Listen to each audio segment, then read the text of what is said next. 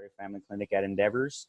We are helping facilitate this training. The main person and POC for this training will be Mr. Gregory Morton with MVPN. He was kind enough to host this training with us to provide to the community. We also have Chris Vidara, who is our outreach director here with the Cohen Clinic as well with us, and Erin, again, which will, she is the one that will be providing the CEUs for that training as well. So just a couple of updates. Here on this training, we will have everyone muted and videos off for all of the participants, just so no interruptions. We will be sharing our screen periodically throughout. Mr. Morton will be the main one sharing his screen. So if you do have any questions, please direct them to the question and answer box in the middle section. If you have any information or you want to talk amongst yourselves, please, you're welcome to use the chat box. These PowerPoints can be provided at the end. We'll just ask that you email Erin. She will provide her email as well, and she can send you any PowerPoints. If needed, we'll go ahead and also be taking about 3 breaks total for the whole time. So, so if you need to take any breaks, you're more than welcome to do so. But I will go ahead and start on my end. So go ahead and share my screen. All right, so is everyone able to see that? Yeah, okay, perfect. So once again, my name is Andrew Santos, and I am a psych tech with the Cohen Military Family Clinic, and this is going to be our COM suicide prevention training. Just going to go real quick over Endeavors MFC and what services we provide before we let Mr. Morton take over for the rest of the training. So we provide counseling services to post 9/11 veterans and their families, regardless of their ability to pay, discharge status, or who they declare as a family member. So the beauty of our clinic is we don't just work with the immediate family. The veteran actually determines a family member, so they don't even have to be related. The veteran determines that person is a family member. We can work with them. We are an integrated clinic, so we don't just do counseling services. We do also have a case manager who can provide resources to the community. So most often, anyone that's coming in for counseling never has one issue. If they have any other issues going on that they may need addressed in the community, our case manager would be able to assist them with that, legal needs, housing, food assistance, anything like that. We do also have med management as well. So if anyone needs medication, they would get a referral to our psychiatrist, who would also be able to provide medication as well if needed. We do also provide support groups, which are, most of them are virtual right now, but we also have life skill classes, which is an example of this class that we do. We normally provide all of our, as of now, usually they're in person, but we are providing them virtual just because of COVID. But of course, once we open up again, we will start doing that face-to-face again. At our clinic, we do also eliminate all barriers to care. So normally we do provide childcare at our clinic free of charge for anyone receiving services. We can provide transportation to and from our clinic within 20 miles. We partner with Uber. They'll go pick you up and drop you off. And then of course, during this COVID pandemic, we are also offering telehealth virtually to anyone in the state of Texas, which is really awesome because you don't have to physically leave your house. You can get out of bed, put some clothes on, and see your clinician during the day right then and there. So these are just our hours. We are all open extended hours, Tuesday through Thursday from 8 a.m. to 8 p.m. just to kind of meet the needs of anyone that has 8 to 5. And we are also open until 3 on Friday and then 1 p.m. on Saturday as well. And lastly, this is my contact information, the number right there for the Cohen Clinic. That's our intake log number. So if you're interested in services, we don't just do individual, we can offer family, group, and couples therapy as well. It is a 10 to 15 minute screener process for everyone that would be interested in services. But once we get everyone screened, we normally get everyone scheduled within 1 to 2 weeks. So it's pretty quick on that end. And then of course, if you do have any questions as well about anything, any services we offer, my email address is there as well. And then we do also have our Facebook page that we do post all of our events and information on as well. So if you are interested in any of that, please, you're more than welcome to go follow us on our Facebook and Twitter as well. So that's all I have on my end. So with that being said, I will go ahead and let Mr. Morton take over so we can start with this wonderful training. Thank you, sir.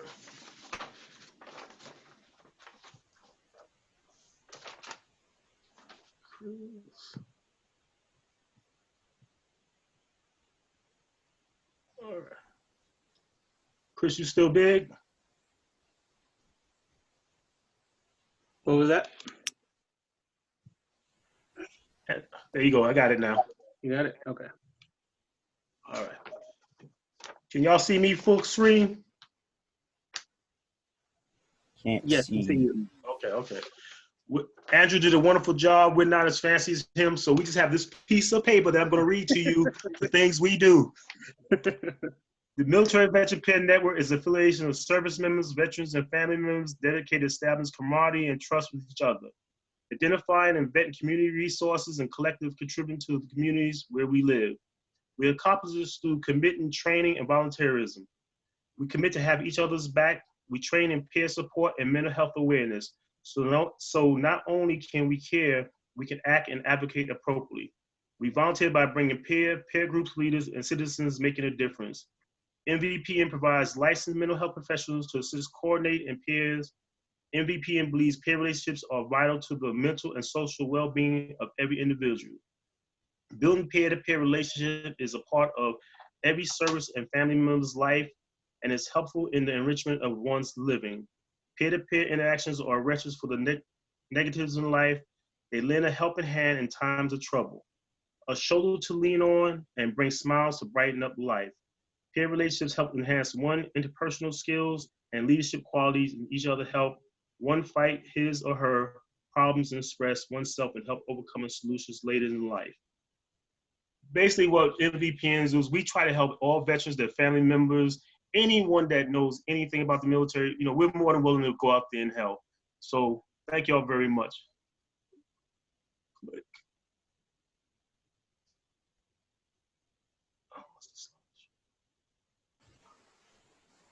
And while we're waiting for you, Mr. Morton, if you don't mind, just I want to touch on the CEUs. I know a lot of people have had questions on the CEUs. Aaron is going to be our expert on that. So I don't know, Aaron, if you just want to touch on that briefly. I know we need to have that survey done. I just want to make sure everyone's aware of that so we can get everyone. Absolutely. So here's how the CEUs work, everyone. You get 3 mental health CEUs for attending this. Everyone that attends will be getting a certificate. But in order to get a certificate, you have to complete an evaluation. So Chris and Andrew are going to send me a list of everybody who attended with their email address. You're going to receive an email from me that has the evaluation in it. When you return the evaluation to me, I will send your certificate. In order for me to send you a certificate, I have to have the evaluation. Somebody just asked how we're doing attendance. I'm going to punt that over to Chris and Andrew, but I just want you to know that I did put my email, and I know somebody already emailed me, in the chat box. So if you scroll back, you'll see my email in there. It's aaron.mcgann@tvc.texas.gov. You're welcome to email me at any time. If for some reason you don't get an evaluation or for some reason you don't get your certificate, just remind me. This is a huge group. There's, what do we have, 147 people on. So it's going to take me a couple days to get the evals out. And then once I start getting the certificates requests back, it's going to take me a few days to do that too. So just bear with me. If you haven't gotten anything from me by Friday of next week, please come back to me, okay? Anything else? For the attendance, so on the Zoom webinar platform itself, we have a running roster of everybody that's on there, and then also when you do log in, it does register that you registered and that you also attended. So we'll be able to pull that from a spreadsheet, and we'll share that with Aaron to make sure that you get your CEUs. Yes, and just off of that as well, we'll also be putting a survey as well on here at the end. Just ask if y'all can complete the survey. We will also be emailing it if you don't have a chance to do it in these chat box area. We can always send it to you again as well, but we just need these surveys to find out how we can continue to improve on our trainings and services for our community. So we appreciate everyone that can go ahead and complete those for us. So and Andrew, I did just put, people were asking for my email again. I did put it in there again. And y'all, if worse comes to worse, Chris and Andrew know how to get in touch, and Greg all know how to get in touch with me. Correct. Yeah, exactly. So if you're not able to get a hold of Erin, just let us know. We can obviously get a hold of her as well. So we just wanted to thank everyone again for attending. We will stop talking and let Mr. Morton go ahead and take over because I'm sure he's ready to get started. So again, everyone, thank you for attending. We will be taking breaks. So if you have anything that y'all need to ask at that point, please feel free to put it in the question and answer box. once again, thank you all for attending.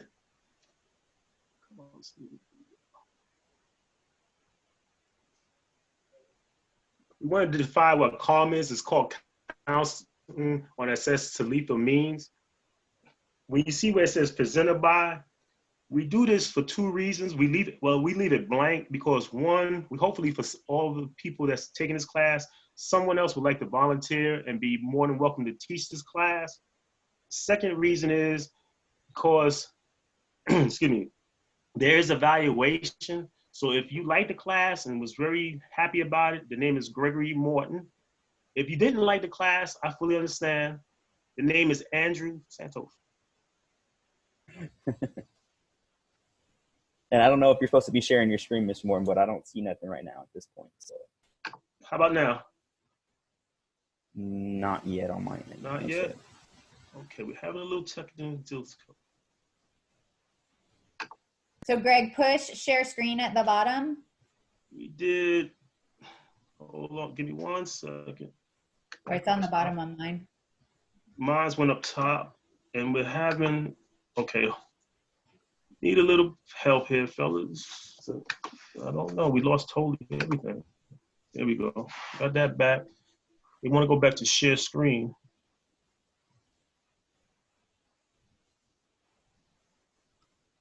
You know, I think I got this is it. Yeah. Mm-hmm.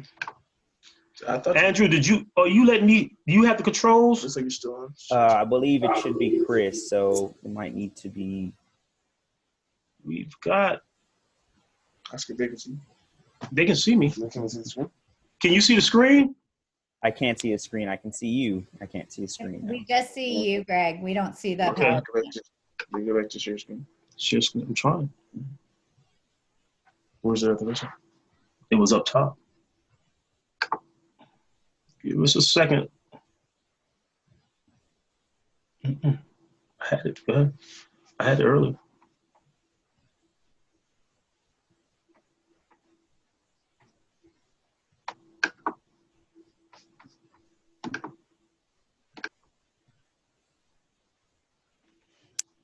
Yeah, Chris, is there? Is it something that we have to let him share his screen on that end? No, because he did it earlier when it initially started. I'm not sure why it's not sharing now. Exit. Just minimize me. There we go. Hit share.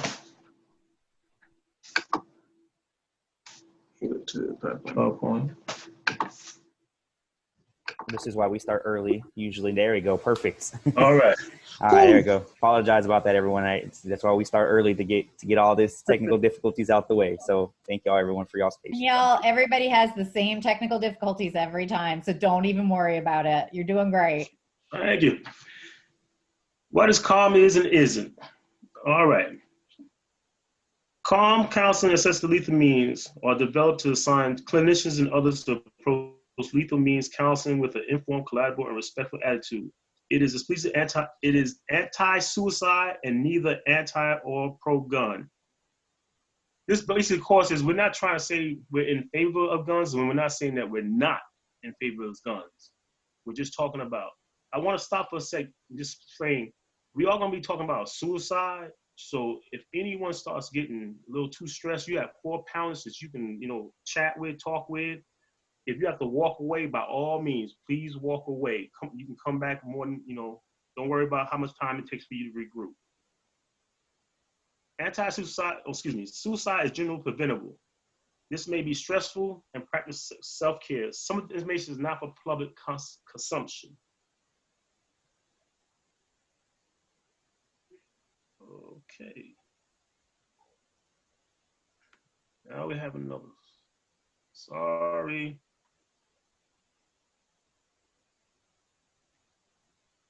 Vaughn? I think we froze up. What's that?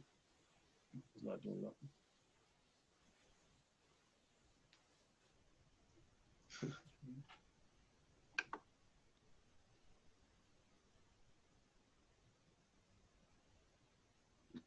Yeah, but they can't hear. There you go. It looks like it changed. The slides changed on our end now. Okay. course, outline we'll be discussing how can calm help prevent suicide, why focus on guns, how do we talk about firearms, how do we talk about other suicide methods. You have some videos and a couple of case studies. Oh, excuse me. Suicide outnumbers homicide in the US, and the gap has been widely. In 2017 in the US, for every homicide, there was 1.8 suicides in Texas. It is 1.7. The suicide rates actually went down in the late 1990s and only in very recent years returned to and then exceeded the higher rate from the late 80s. People often seem to like the narrative that things are generally worse. Life is getting harder and more complicated. Those are some of the reasons, even inside in which we actually see declines. Also, in cases you are asked, suicide rates have increased by 33% since 1999. You can see through this model how suicide has increased over the period of time. These are the firearm deaths related in Texas.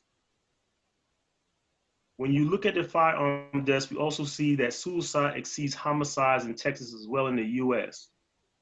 Approximately 60% of all firearm deaths are suicide in the US.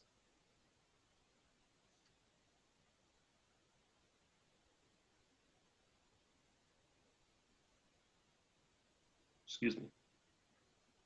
Why means matter? Why? Dang it, stop. Much of the focus in suicide prevention is why a person attempts suicide. We seek to relieve the mental distress that leads to suicide attempts as well we should. However, the progress we have made answering is the why question has not often been significant to prevent many suicides. A lot of people try to ask others, why did he commit suicide? And there's many reasons. Some say finance, some say breakup marriages. There's plenty of reasons why, but the question is, how can we stop and help out the individuals from attempting or completing suicide?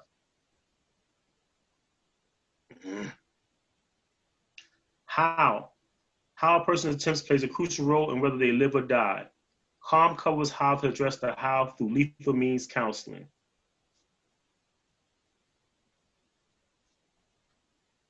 I'm gonna mess this whole word up, but I'm gonna do the best I can. Sir Langley had one of the world's highest suicide rates in mid-1990s.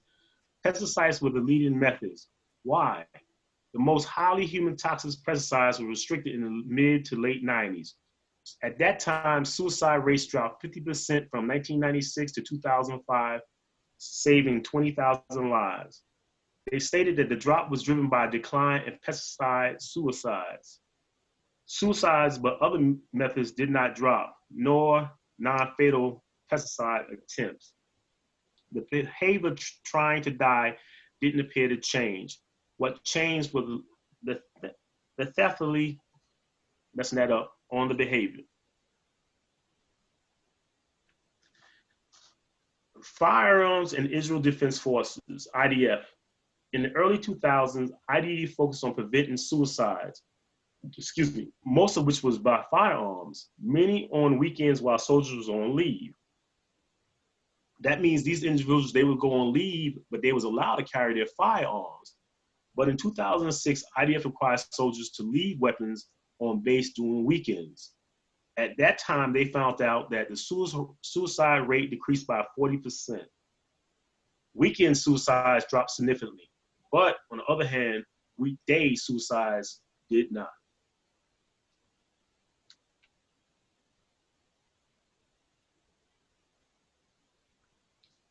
Why? How could such a simple change save lives? Why didn't suicides go up on Monday or hanging go up on the weekends? After all, if you remain committed to ending your life, eventually you truly can find a way. So why does means matter?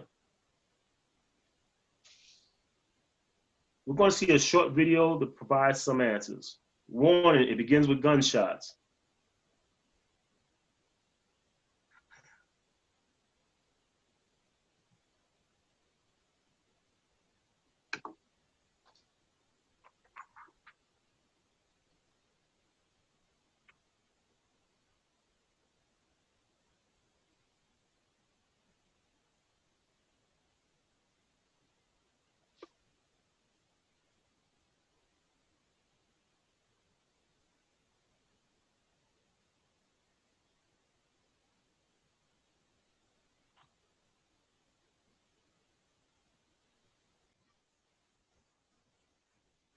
I'm having trouble hearing it, Greg. I don't know if it's lagging on your end.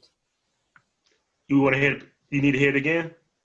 Yeah, I didn't hear it at all. It looked like it just kind of lagged a little bit. Yeah, it looks like other people were having the same issue as well.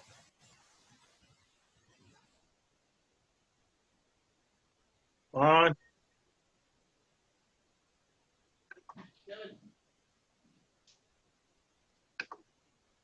Let's see.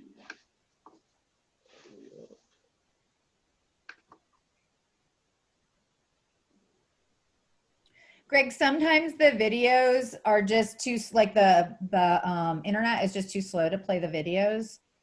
So what I do in that case is I just explain sort of what he's talking about. Got it. What he stated was, at that time, he was feeling very bad. He was down low. He was having problems. But some of his friends came by his house and started talking to him. They said, you know what? They started asking questions. How was he doing? And he was able to communicate back with them.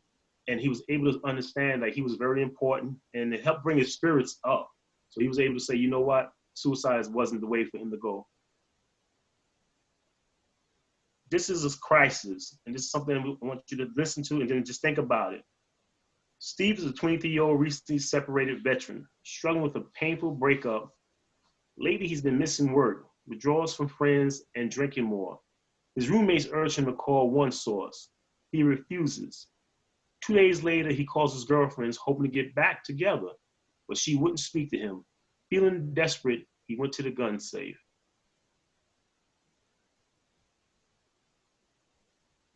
Can y'all discuss and think, what should he do? What you think he's about to do?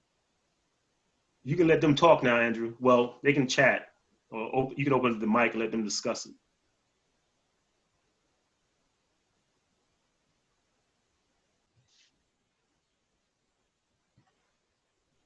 Okay.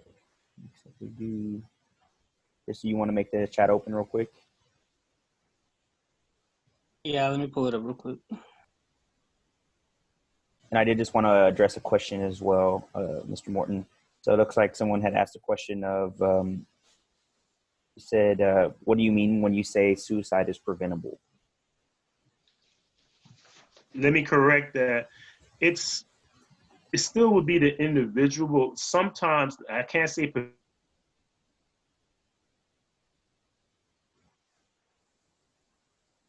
encourage and try to give different paths. We're going to get into it a little bit later, but we'll use the guns, for example.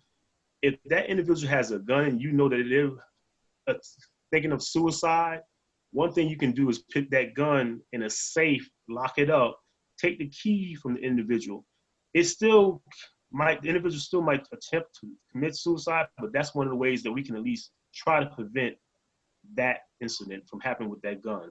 I'm not saying it's going to stop. I can never tell anyone that you can totally prevent suicide. Did that help answer that question? Yes, I think it did for me. It did, so thank you. Chris, if you're having issues in muting the attendees, if you want, we can just... Going. Yeah, no, I think it's just because people are just typing their answers in the chat box. I think that might just be the best route to go. Just that way we can get, because we do have a lot of people that are answering. We don't want everyone to talk over each other. So it looks like we just have a couple of, call friend, pray, perhaps call suicide prevention hotline, call friend, call the mobile crisis team to do an assessment, attempt suicide. The signs show that he may be considering suicide, are just some of the answers that we go on here. So we do have a lot of responses to your question, Greg. Thank you. That's good.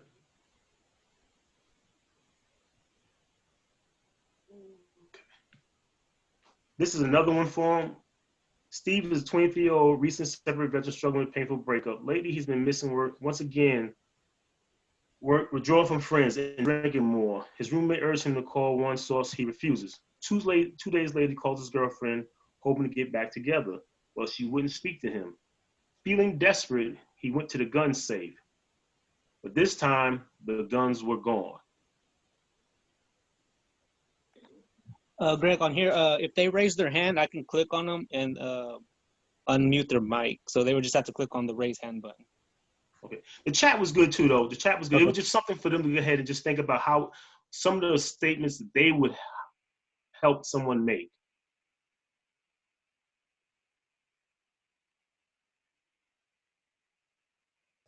This is the next scenario. Same scenario, though. Steve's a 23-year-old recent separate veteran struggling with a painful breakup. Lady has been missing work, withdraw from friends, and drinking more. His roommates urged him to call one source. He refused. 2 days later, he called his girlfriend, hoping to get back together, but she wouldn't speak to him. Feeling desperate, he went to the gun safe, but the guns was gone.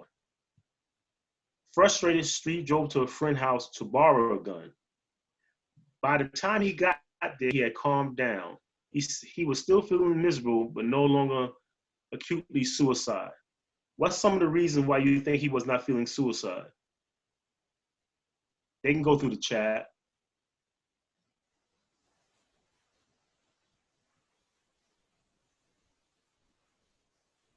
People were putting time to process, lapse in time, calm himself down, reflect on his actions. Yeah, good answers for sure, definitely. Right. Think about his life. Yeah, it looks like he was delayed, so he have time to calm down and think about what he was doing. Right. For sure. Sometimes people just react in that split-second decision, and that's one of those you can't go back from. So, definitely good answers.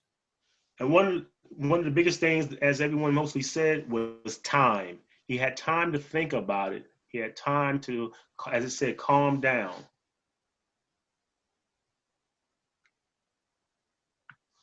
Why did Steve survive?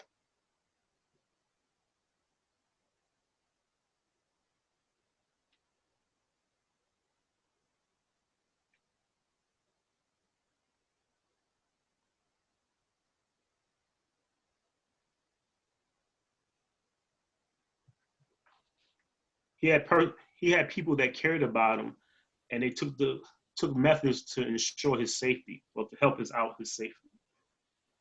It looks like we have no guns as well. Was definitely a big deterrent.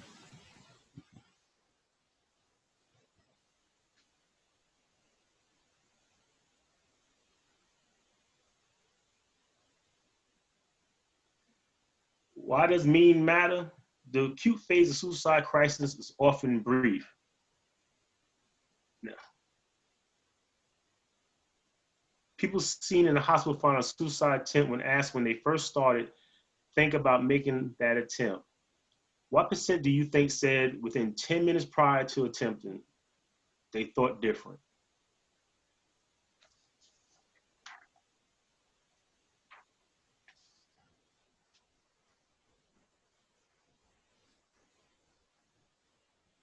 So we got 80%, 85, 40, 90%, 85. I would probably go with about 70 myself, 70, 90%. 48% said within 10 minutes of the attempt. And then you can look at the bottom parts where it says 10 minutes, 11 to 30 minutes, 31 to 60 minutes.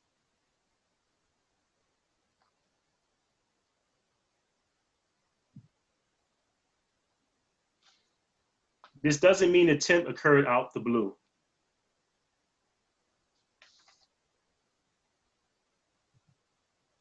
Most people who become suicidal struggle with ongoing underlying problems, but that transition from suicide thought to attempt can be rapid, which makes it very hard to predict. Often it is triggered by an external event like an argument.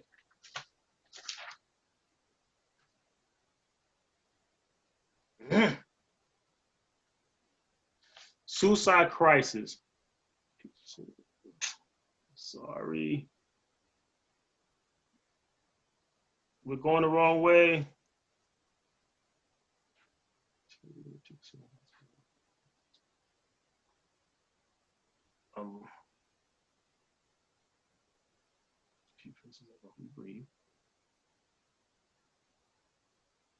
I'm going the wrong way. There you go. Some methods are far less than others. The Cynthia suicide methods. What his odds of dying what were his odds dying using sharp or overdose? Both are about the same.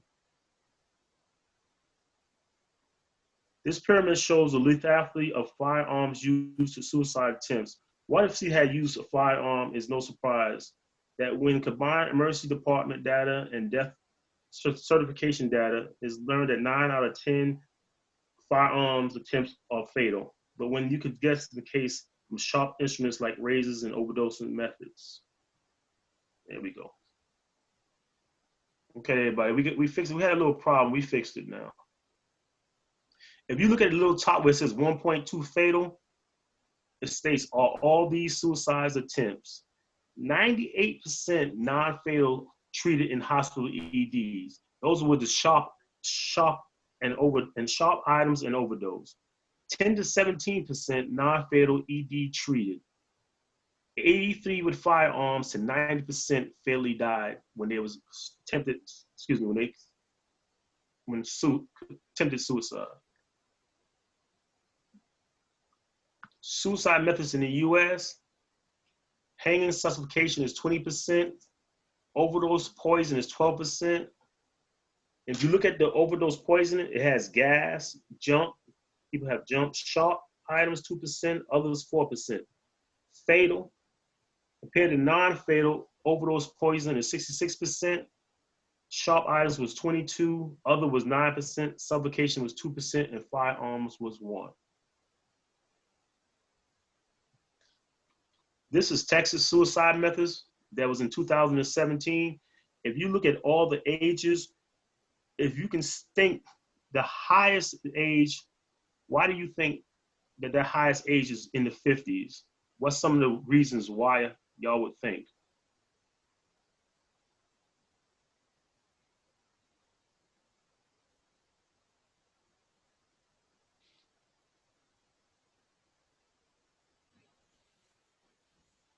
Okay, looks like we got midlife crisis as an answer, health issues, loss of purpose, money problems, health problems. Yeah, these are divorce, all good answers. Age and health, relationship losses.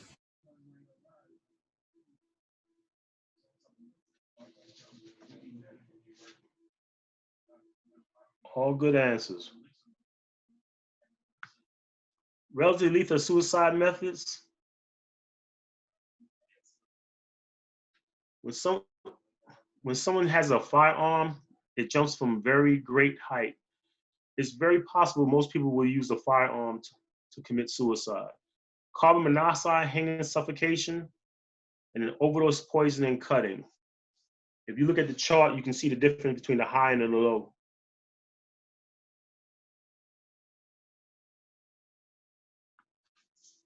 The method used is one of the biggest factors to determine whether the person lives or dies. Intent matters, but means also matters.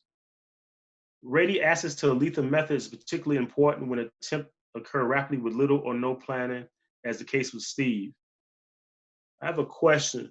In mostly Texas, what do most people have in their homes or their cars?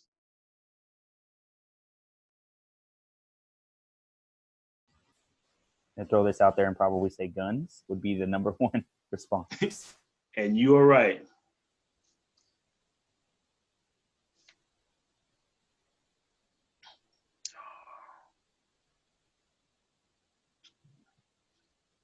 Steve, well, we went over this. I'm going to go cut to the part where it says, Steve is 23-year-old recently separate veteran struggling with a painful breakup. Lately, he's been missing work, withdrawing from friends, and drinking more. His roommate urged him to call one source. He refused. 2 days later, he called his girlfriend, hoping to get back together, but she wouldn't speak with him. Feeling desperate, he went to the gun safe, but the guns was gone, so this time, he slashed his wrist. As the minutes passed, he realized he didn't want to die and called 911. He was treated for his injuries and went on to get help. His road to recovery was difficult, but he has made no more suicide attempts. Who believes that if you attempted suicide once, you'll attempt it again? We just want to know percentage-wise.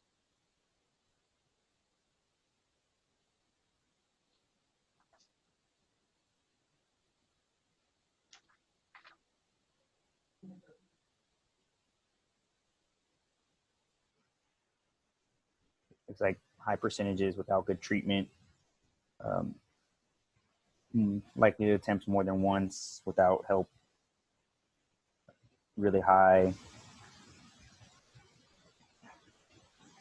Yeah, I agree. I think a lot of people use it as almost a coping skill when they get very stressed and overwhelmed, that they feel like they have to go back to that mindset of suicide.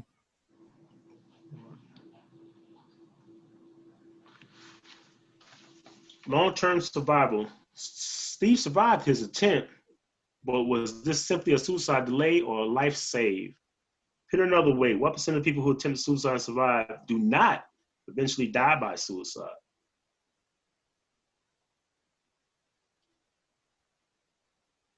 $15, $40, $75, $90.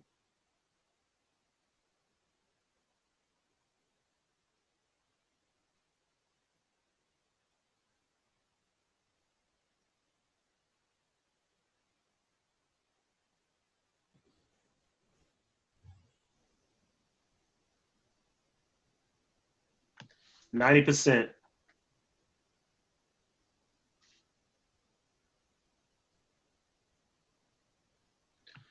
Over 90% of people who attempt suicide and survive do not go on to die by suicide. A life saved in the short run is usually a life save. And that's one of the biggest things. We're just trying to put knowledge and try to save a life.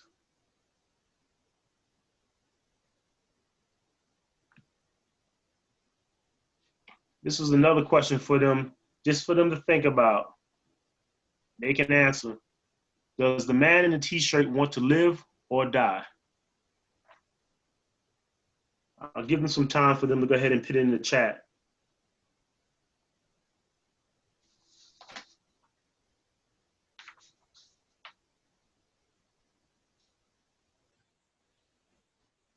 Yeah, overwhelming number definitely say live. Someone put a good point. If he would have wanted to die, he would have done so already.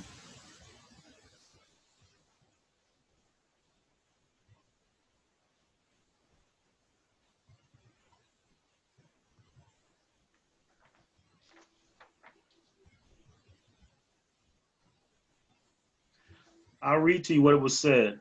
It's the background officer, Kevin Briggs, and Mr. Booth, I'm gonna mess his name up, but Bertha.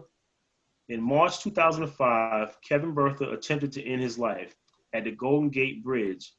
He stated, I parked and walked towards the bridge. As I jumped over the railings, I heard someone say, hey, wait a minute. I was convinced I was going to end my life. But at that last moment, his voice made me stop and grab the railings. That's what you see in the picture. Me standing on the ledge. I now know that the Officer Briggs leaned over the railings. He snapped me back to reality. I was on the ledge for 92 minutes, and for 89 of those, I just talked. I got everything out, and he listened without judging.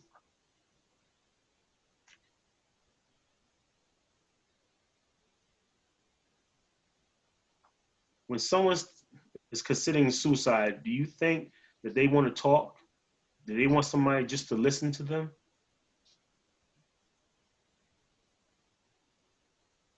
They can answer in the chat.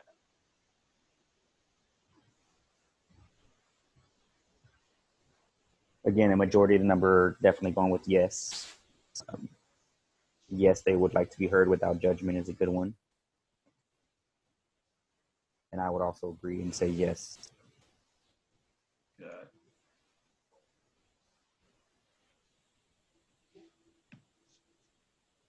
Many people who survive are ambulant. Excuse me, many people who survive, many people who are suicidal, God, are ambulant. Do anyone agree with that statement?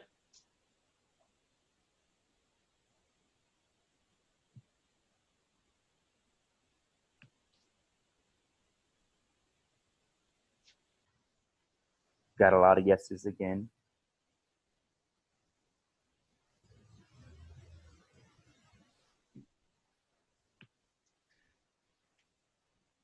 Ambulance, I instantly realized that everything in my life that I thought was unfixable was totally fixable, except for what I've just done.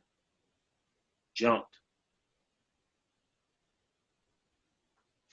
Aaron can help you with this. She knows the individual by name, but the individual got on the Golden Gate Bridge, and jumped. When he jumped, he realized at that moment, everything I thought that was unfixable was fixable, except for what he had just done. So if anybody wants, this man wrote, I can't remember his name, Greg, but thanks for thinking that I would. He made a movie called The Bridge. The hundreds of people have jumped off the Golden Gate Bridge and died. However, a few have survived, and this man did survive. It's 768 feet tall. And when you hit the water at that level, it's like jumping onto concrete. So everything breaks in your body. Additionally, the water is about 46 to 48 degrees, and there's terrible riptides there. So it is a pretty sure way of dying. So it's very remarkable that he lived. And he spent 6 months in the hospital, and now he tours and talks about suicide prevention. And it looks like Karen Smith just said that. I think that is right, Karen. I think it's Kevin Hines.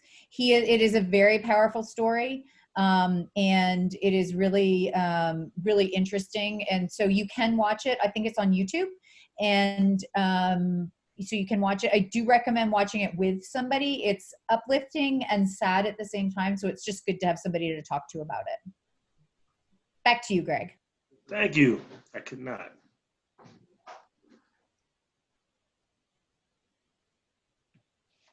Ambulance. In one study among college and university students who had seriously considered suicide, 12% reported carrying through with an attempt, but a greater number report starting an attempt, but then stopping. Giving that fancy word, we don't want people to attempt with methods like guns and jumps that don't allow a window of opportunity for a change of heart. And if you can look at this chart right here, you can start seeing the percentage.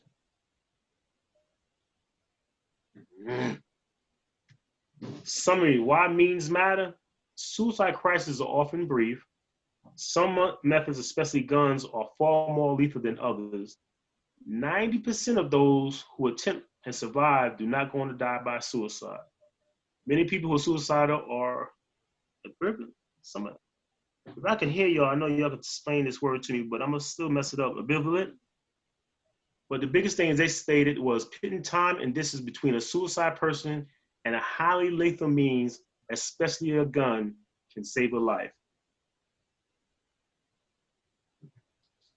Do most agree with that?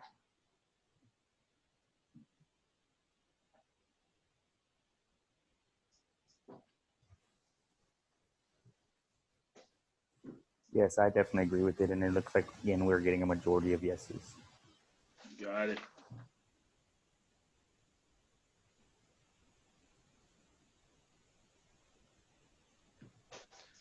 Why firearms matter most? Firearms are the leading method in all but 6 states, all of which have Connecticut, Hawaii, Missouri, New Jersey, New York, and Rhode Island, all of which have low gun ownerships. We are prefer accessibility to guns. First, the gun in a nightstand poses far more threat than the bridge located an hour away. Simply because during the hour it takes to drive to the bridge, the person may have changed their mind. We've seen in an incident narrated from the National Violent Death Report System that at times firearm suicides occur right during the midst of an argument. A circumstance with easy access clearly matters, but there's another type of accessibility. Everyone has access to fire. For example, and particularly in India, they stated that that was one way that people was committing suicide. But in the US, they state that we very accessible to use a firearm. If you look in that slide, it says they are the leading methods in Texas. That's why most Texas, they try to use, they are highly lethal. They are highly accessible in many homes. Once again, mostly everyone in Texas usually does have a firearm, and they are fast and irreversible.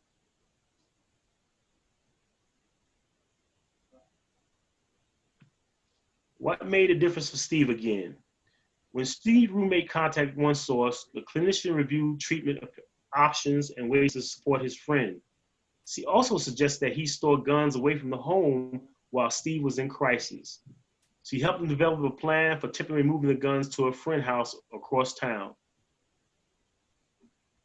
Do you think if someone had a firearm and you taking that firearm, would it make a difference?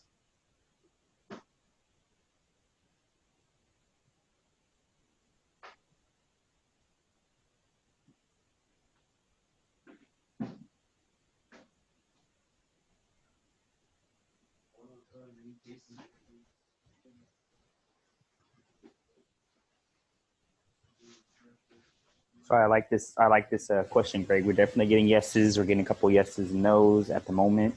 So I think this one is a good question to ask for sure.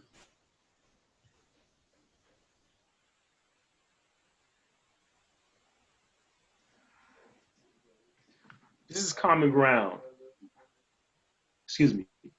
Whether you own a gun or not, suicide prevention is an area which people find common ground.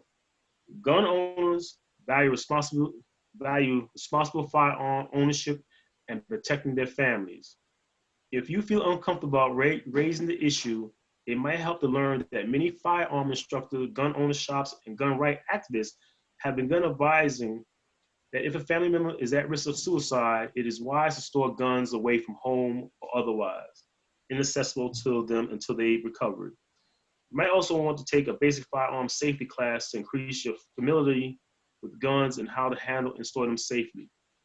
I'm in San Antonio, and I can tell you that there's gun shops here that they will take the gun from an individual, like you bring it to them, and they'll hold it for you if that individual is, at risk.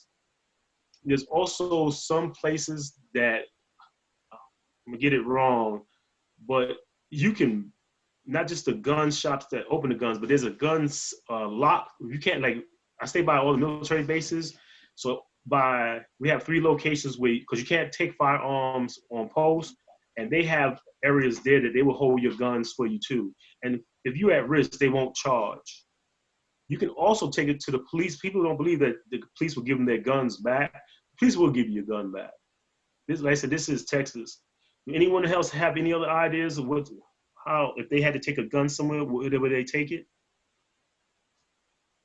Just other options.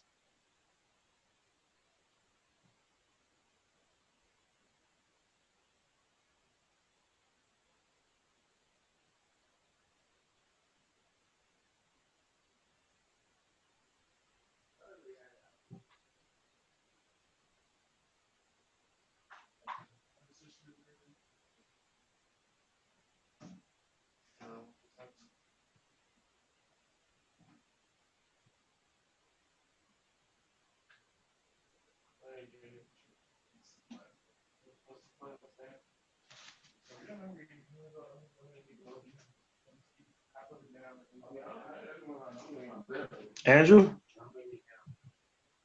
So we got family or friends, an unassociated person's house, relatives, friends, family members. Friends, safe, family, Got it. counselor, all kinds of good answers. Good. Thank you.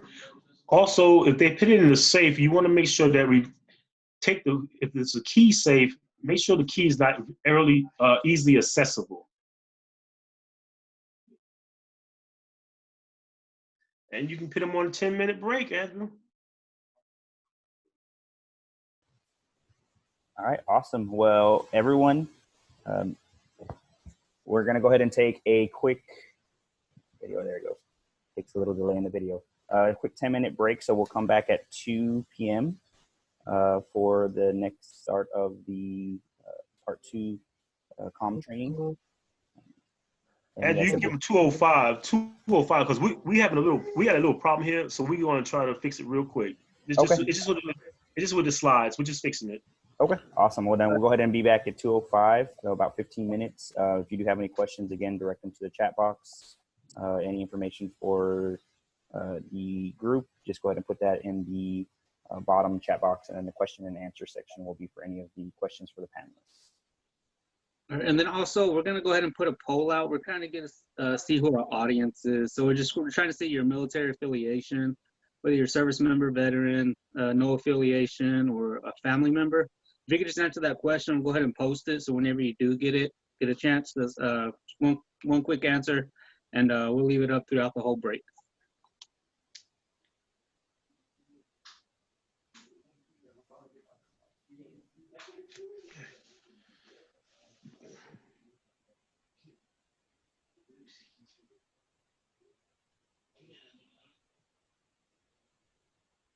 That's 84. All right. We're going to try this again.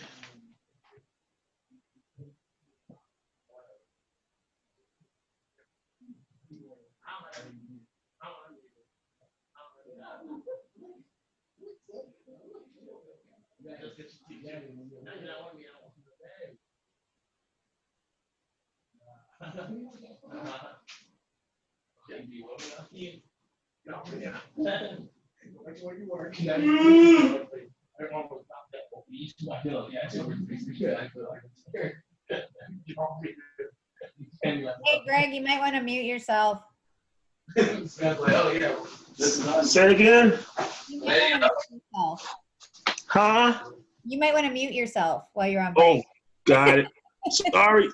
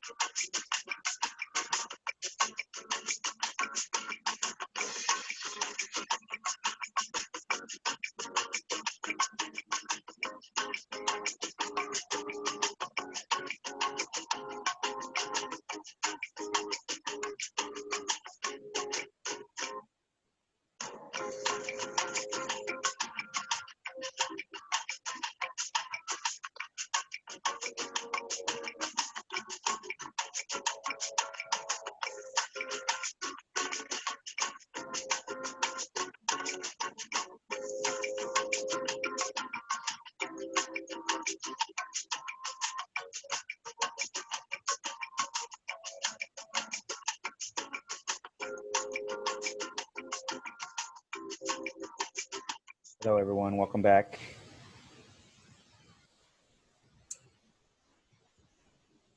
Mr. Morton, you with us still, sir?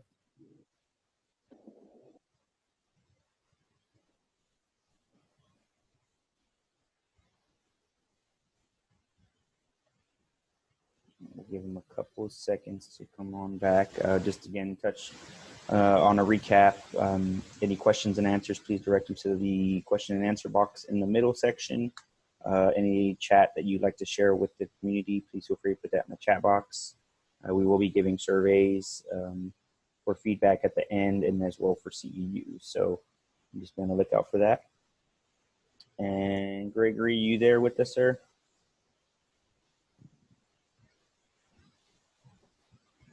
I think we're gonna wait a couple more minutes. If you haven't taken the poll, please feel free. We got about 83% of the participants have taken it. So as soon as Mr. Gregory Morton comes back on, we'll go ahead and close that poll. Yes, thank y'all for everyone that's participating in that poll for us.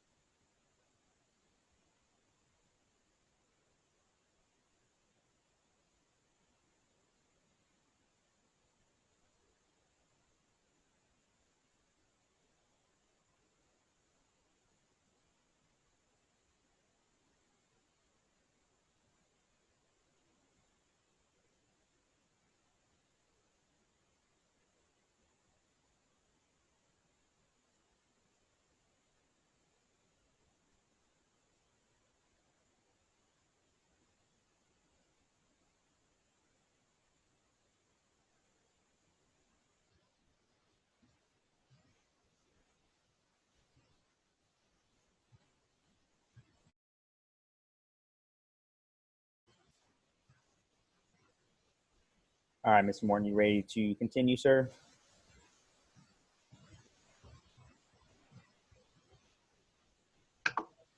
Yes, sir. All right, awesome. All right, I'm gonna go ahead and close the poll out. We had about 126 participants out of the, or 127 out of the 145. So I'm gonna go ahead and end it. 1 second. A couple of people are saying, Chris, that they weren't able to see the poll. All right, I'm gonna go ahead and relaunch it real quick. Let me see. And if they had any questions, Chris, y'all want to go ahead and answer the questions for them now, Andrew? What they had in the chats, and then they can, when I put them on the next break, they can ask some new questions. Yes, It's your call. Yeah, we just answered the questions right now, as far as with the questions and answers. So we did just open the poll back up again. So if anyone that didn't answer that poll, if they could, we appreciate it. And then whenever you're ready, Chris, to close it out, and we can go ahead and let Mr. Morton continue on with his presentation.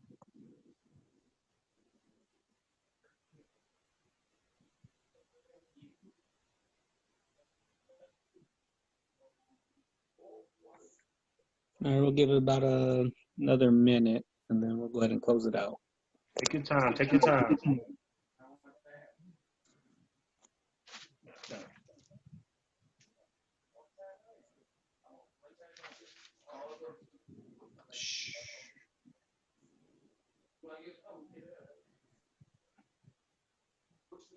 Vaughn, Mill. No, just lower. Just a little lower. Just a little lower. You, basically.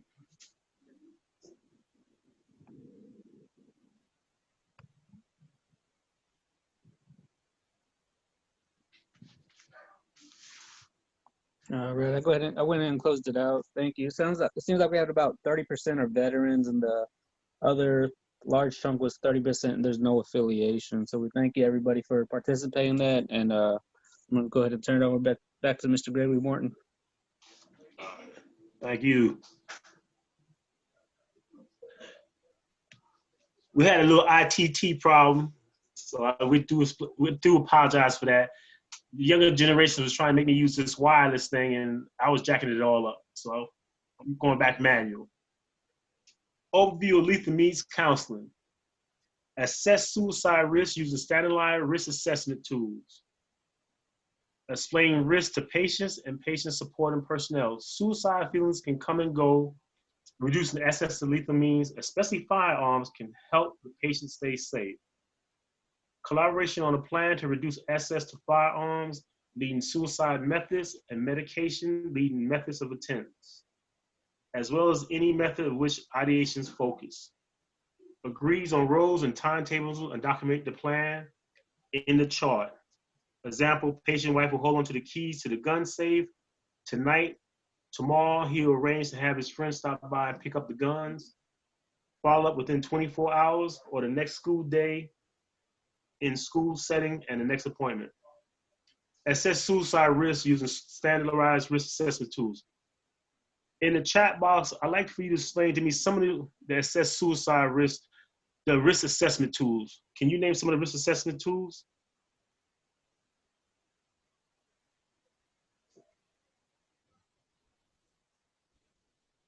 CSSRS, is that what it is?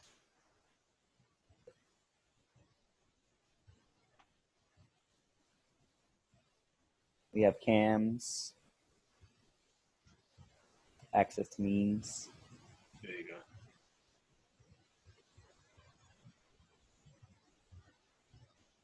Yeah, intents plan. PHQ-9, unit climate questionnaire. A lot of good ones. Very good, good. Explain risk to patient and parent support personnel. Suicide feelings can come and go, reduce access to lethal means, especially firearms. Can help the patient stay safely. Do suicide, when it says the feelings, can it come and go? How long do you think that it takes for somebody to just say, you know what, I'm not going to do this. I thought about it, but I'm not going to do it. Just a round figure, an hour, a day.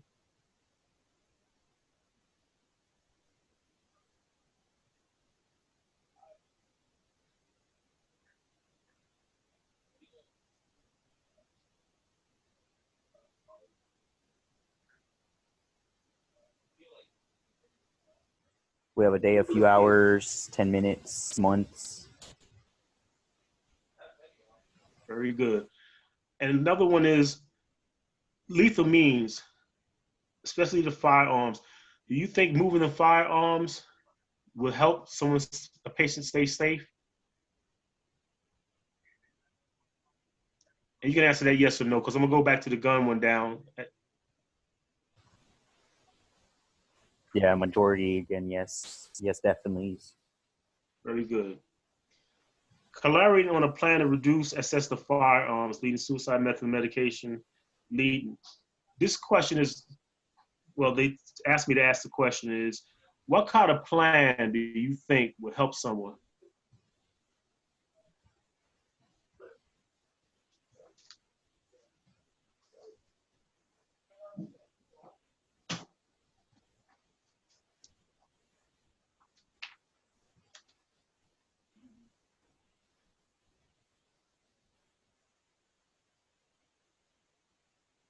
Yeah, prevention plans. One that the client or the person that's in a crisis is helping create. Mental workup. Yeah, crisis planning. Suicide prevention plan. Yeah, safety plan. Good answers for sure. Good answer, good answer. Can I just talk to someone and just say, hey, let's agree on this. For right now, me and you are gonna make a plan. We're gonna come up with an idea of why and how. Does someone think it could be a person-to-person plan?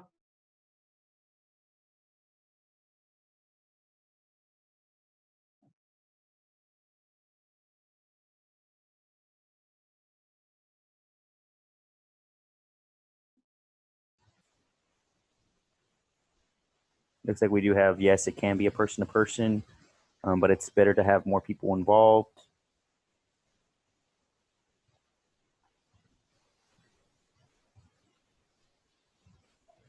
Very Yeah, good. I'd say like the more people involved, the better. People that they can trust, so they can kind of go through the chain of people that they can contact if they have those feelings. Very good. Thank you, Andrew. Agree on the roles timetable document. It stated that it's important because if you look at this line here where it says the wife will hold on to the keys for that night, but they're making it somebody tomorrow have a friend stop by and pick up the guns. Why do you think that is important for someone else to come by and pick up those guns? I mean, the keys are locked up. The keys are locked up in the safe. Excuse me, the guns are locked up in the safe.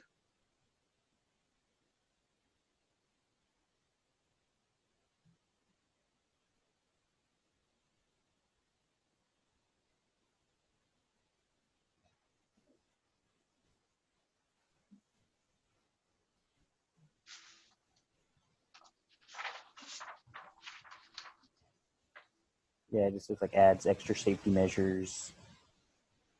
Make sure they're out of the house.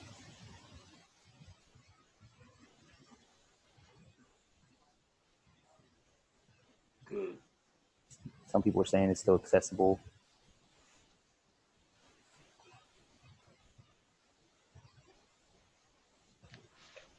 And that answer was really one of the ones they kind of hit on because they stated that even though the gun is, even though the guns are locked up, but the key is still accessible. So it's better to have the guns totally removed. Thank y'all. This is called the screen and treat model, but there's a limits to it. Now, I'm not a clinician, so I'm just reading this. Many clinicians are trained to screen for suicide risk by asking the patient, are you feeling suicidal? If the person says yes, have you made a plan?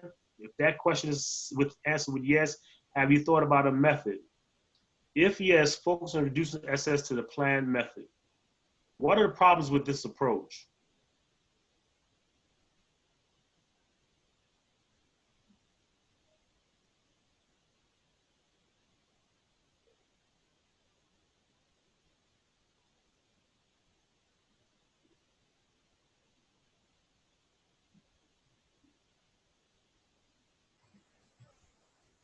Yeah, you've got someone that said they may lie. Good, valid answer.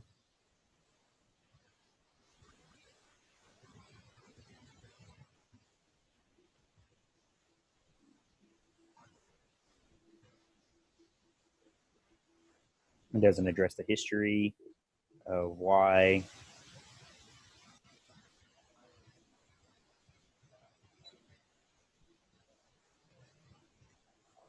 Helps them think of options not considered. Lots of good answers. Got it. We'll go with the first one when it states, are you feeling suicidal? The individual might not state, so no, I'm not feeling suicidal, but I want to kill myself. Have you made a plan?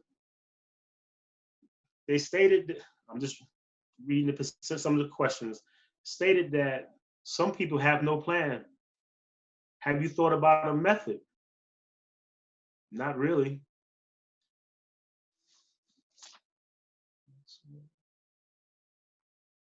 Among people who attempt suicide, this is the percentage reported that had made a plan. Percentage had a suicide plan, then there's a percentage that did not have a plan.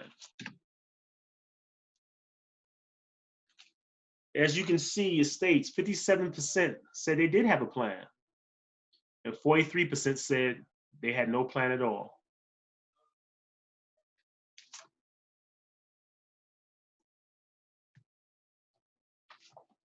Lethal means counseling approach. In recent past, over the past couple of months, have there been times when things were so bad you felt like you didn't want to live? Did you want to kill yourself? Have you ever attempted or started to attempt or prepared to attempt? Now, this is in the past, this is today. What about today? Are you thinking about killing yourself? If yes to any of the above, Discuss reducing access to firearm and dangerous medication, regardless of whether any plans are mentioned. Ask about other methods the patient has thought of using, and ask about access to those plans. The reason they ask for the past is because it shows a pattern that the statement that individual has thought about killing himself in the past. The attempts is made, well, yes, he had 2 or 3 or more attempts, so the person has attempted to kill themselves. Today, the reason they're asking about, are you thinking about killing yourself? It's a direct question, but some people find it hard to ask that, but it's still a yes or no answer, but it's a question that needs to be asked. You want to reduce the access to firearm and dangerous medication. There's certain medications that if you take a lot, it will kill you fast. And regardless of a plan, please help that individual.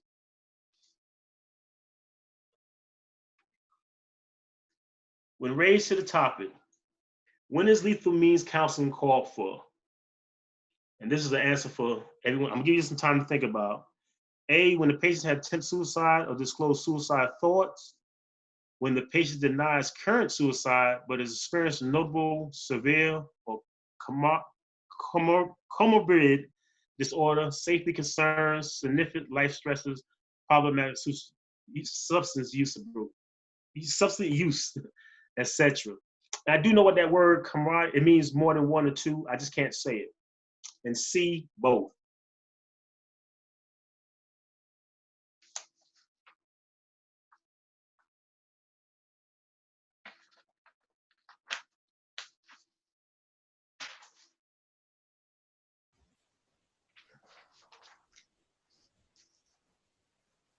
Getting a lot of C's for both.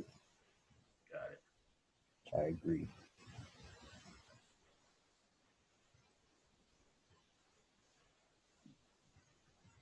Starting a calm conversation. Current, the SI means suicide ideations or history. No current or lifetime suicide ideations, but is in serious distress. The individual stated, I like to work on a plan for how to safely handle things if the suicide feelings come back. That was current. No, I'm glad to hear you. You're not feeling suicidal. Sometimes when people are struggling the way you described, a crisis hits and suicide feelings can develop quickly. They typically don't last, but it can feel overwhelming if by chance a crisis develops and you're faced with suicide thoughts. Let's come up with a plan on how to get through it safely. Safety plan, coping plan, 2 different plans. But intro to make the environment safe. Now let's talk about things you can do today at home to keep yourself safe. Pitting time and distance between you and a method that could do serious harm, especially a firearm, is a good way to protect yourself while you're struggling. Do you agree with these statements?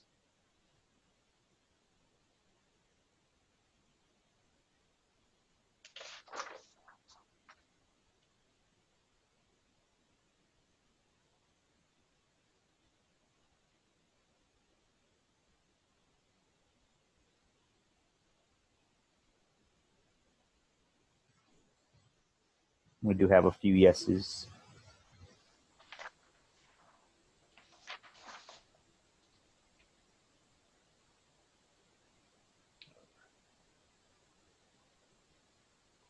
This is usually when we break everybody into groups, but it's a lot of y'all, so we ain't gonna be able to break into groups. So I'm gonna ask you to take some time just to think about it, and you can answer this in the chat. It's just an exercise, it's a practice exercise of starting a calm conversation. I'll read it to you. This exercise is designed to give you a chance to role play how to begin talking about access to lethal means. When you're concerned that your client may be or may become suicidal. In practice, this would most likely be part of creating a safety plan, but might need to be a standalone topic if time is short of the client is not willing to develop a full plan at the time. Usually you would pair up. This is what we're going to go with. Client has said that they're having suicide thoughts or behavior.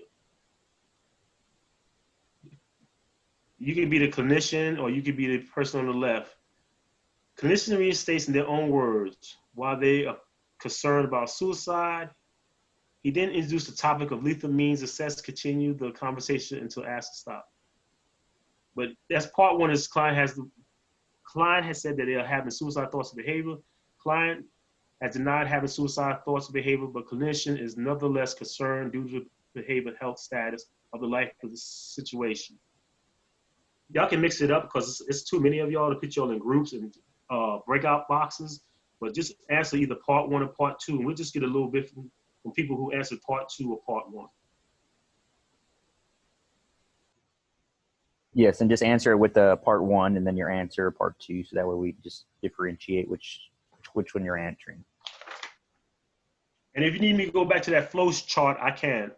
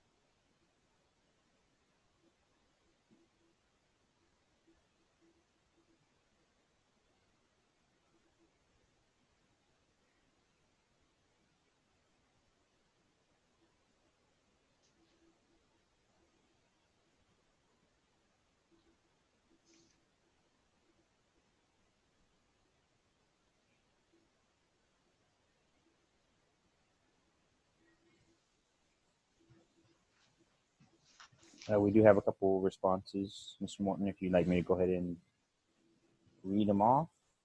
You have to read them all, and just many as you like, though. But just give them some chance to answer, though.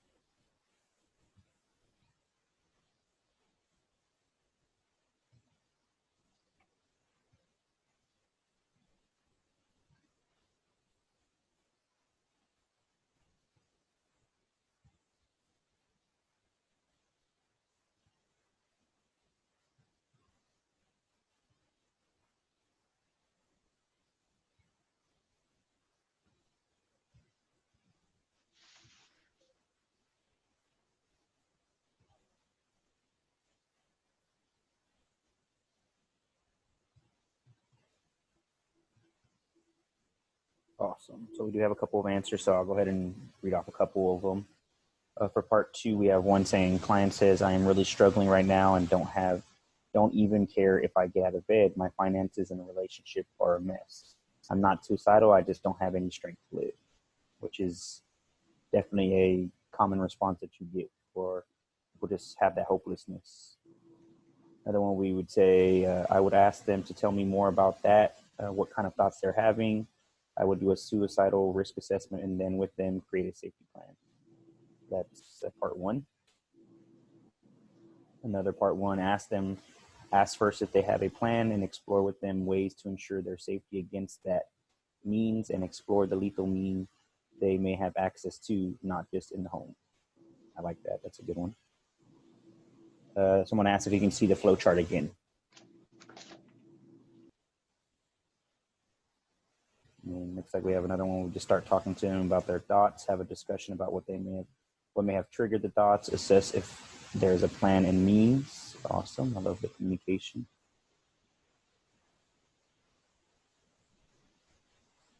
work on a safety plan with securing weapons, and get a support system in place.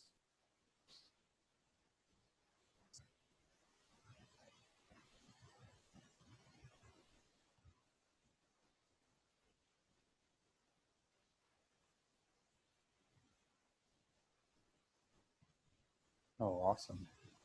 Thank you everyone for who's participating. Thank you. I got some good answers in role playing.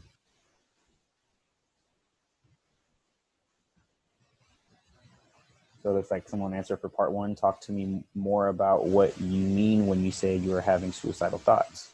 Can you detail for me what you are planning, date, means, intention, access to means, then create a detailed safety plan? I'm going to answer both part one and two. I'm glad you aren't having suicidal thoughts, but let's come up with an emergency safety plan for your record. I do this with everyone. I love how you include that to make them feel like they are, that they're not the only ones that feel that way. That's awesome. And then part two, why don't we come up with an emergency safety plan so we have it if we need it?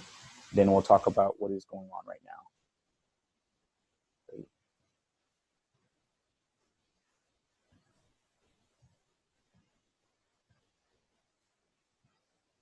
Someone just gave a short answer for part one and two.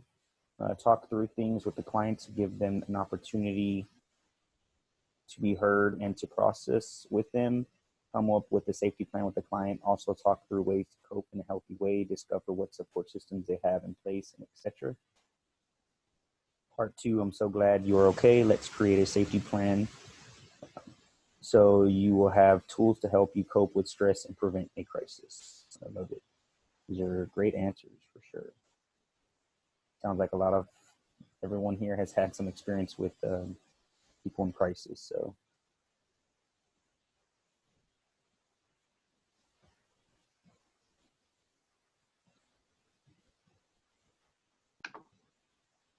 yes, hopelessness is definitely a big one that a lot of people in crisis feel. So it's always good to address that. Yeah, looks like we've answered pretty much or gone over all of them so far, Mr. Morton. So if you're ready to move on, I think we're good.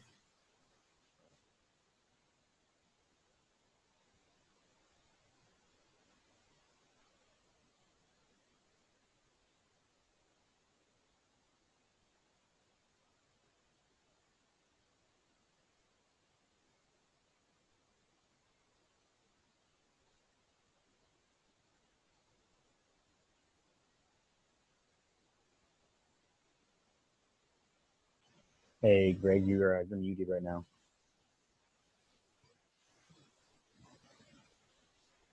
Can you hear me now? Yes, sir. Sorry about that. I didn't Sorry know if you were about that. talking or not. My fault. I was going to say, this is the part that's really, some people have a struggle with, but it's something, it's called starting a conversation. Which approach to starting a conversation do you think would feel more comfortable to gun owners? Lots of us in Texas have guns, but when people feel really down or suicidal, the gun may pose more of a threat than a protection.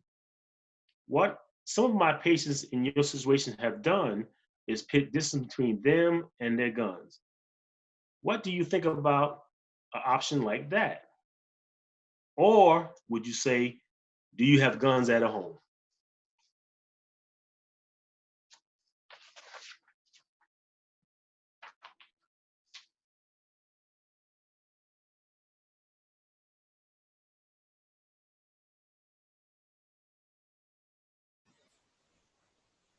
So we've gotten actually mixed answers on this one, Greg. So we have some A's and some B's.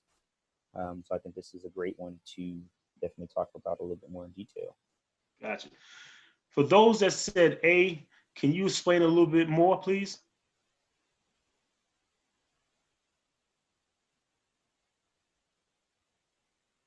And for those that said B, can you explain a little bit? Thank you. Looks like we have a couple people that said do A and then follow up with B. They use A and B, which I think would be good. A lot of it is to the conversation, like you said, how it's going at the time. the rapport that you have with the person at that time as well, I think is important.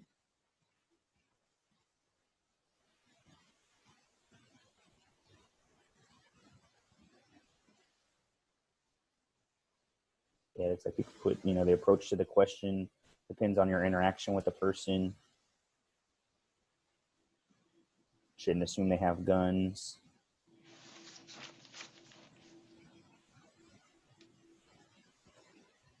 Someone said they chose B because it's more conversational. Building that rapport is important. So once it is built, then I would want to continue to be able to talk without being overly clinical. That's awesome. Very good. Excuse me. Yeah, and someone put A, bringing the client into the decision process instead of simply telling them their access to firearms needs to be denied.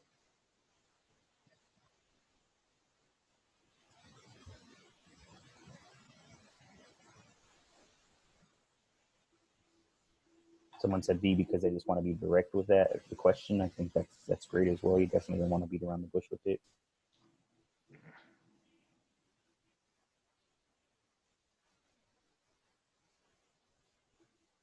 Yeah, a lot of great answers. Right, for sure. That people are saying B. They want to. Time is essential, so they want to know if there's an immediate crisis, urgency going on right now.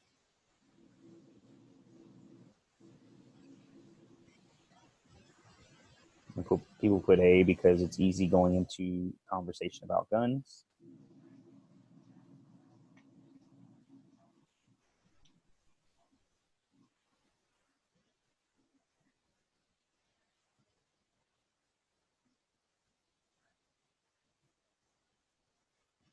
So someone put the question asked, which would be more comfortable to gun owners in this case? It sounds like we know they have a gun already. A normalizes that having a gun can be dangerous if suicidal, provides a solution, and asks if the client is comfortable with trying this. So that's great answers. All great answers. I have another question. Do you think location, and I use example this way, what I mean with location, by different states and upbringings. I'm from New York City. And in New York, you have to register your guns. When I got to Texas, I went to it was a gun show, and it was a bunch of officer sheriff deputies that was there. And I came to them, I said, can you tell me where I register my guns? And they looked at me like I was crazy. Like I said the most dumbest thing in the world. Do you think each state is different than the other? And those questions should be asked differently?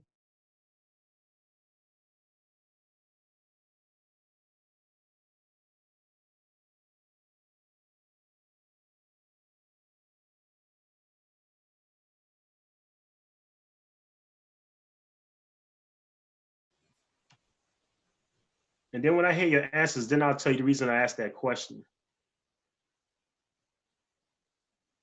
People are saying yes, know your audience, know the laws. Of course, Texans like their guns for sure.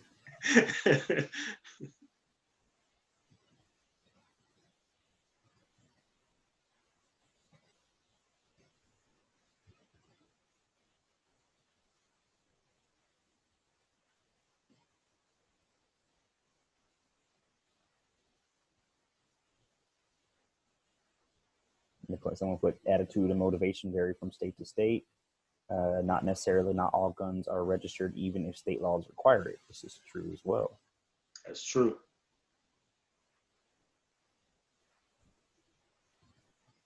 But yes, I think it'd be helpful to understand the culture of the area and for that client. I think that's important. And you did good, Andrew. The reason I asked that question is because we assume, when I got a test, I assumed everybody had a gun. If they had a truck, they had a gun. And I found out when I got here, no, that's not true. And then in New York City, the individual said that true, you can have a gun and not have it registered. And that is true. Most people in New York City, they really don't register their guns. But thank you. I just wanted to ask that question. Thank y'all for all those great answers. We're going to go with gun storage. Now, this is behavior objective. Safest. Typically store guns away from home while a person is at increased risk. Next best. Store in a gun safe or a lockbox at home and keep the keys combination from the at-risk person. Why isn't in-home locking as safe?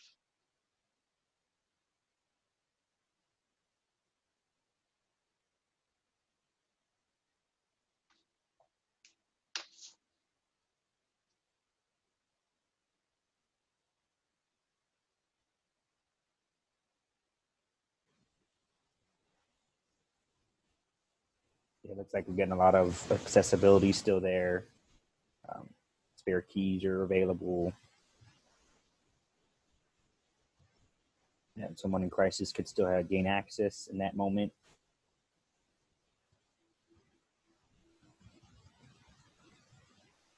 Keys can be found. Yeah, great answers for sure. Still be accessed.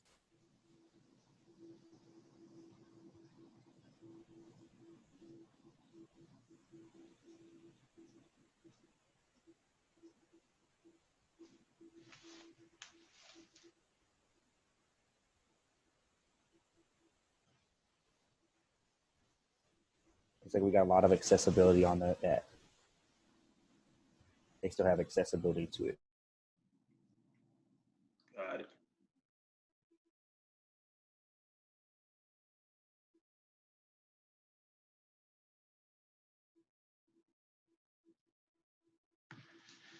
Firearm off-site storage. It's stated relative or friend. The reason why: it's convenient, it's free option. Legal ownership shouldn't store with someone they know is prohibited possession. That means I don't want to give my firearm to someone that I know might have a warrant, might be banned from having a fire weapon of their own. So you don't want to give somebody your weapon and they're not allowed to have their own weapon. Texas does not require a background check for transferring firearms. However, the individual receiving the firearm may not be an appropriate person. So if you gave your firearm to somebody that shouldn't have it, you might be liable for charges too. Prohibited possessions under federal law have a history of felony, and these are some of the reasons people can't have weapons. Felony of domestic violence, misdemeanor conviction, DV restraining order, involuntarily committed or found mentally incompetent by a court, drug abuse problems, dishonorable discharge, refusal from justice, and undocumented immigrant.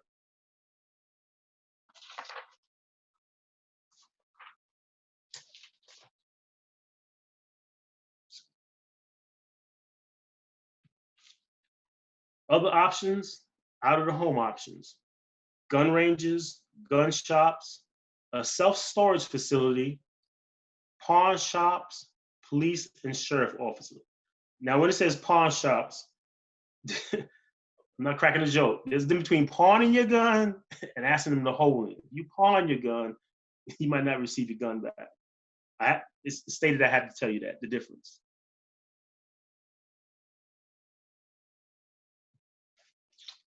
Firearms in home safe storage.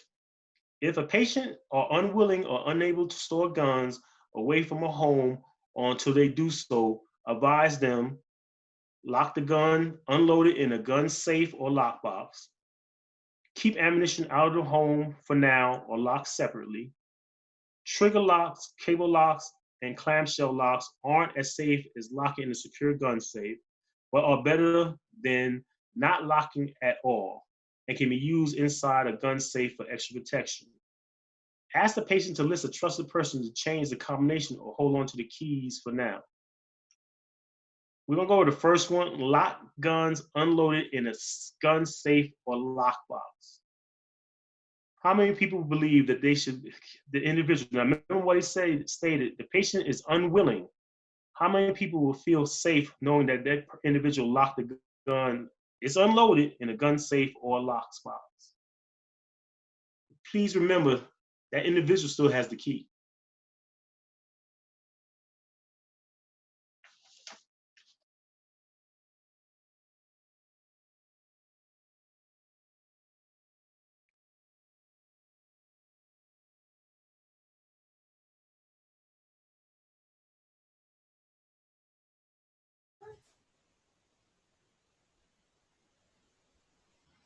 Yeah, we're getting a lot of no, I would not feel safe, not 100% safe. I agree. I wouldn't feel safe either. So Got it. Why do you want to keep the ammunition out the home or locked separately? Why do you can't keep it together?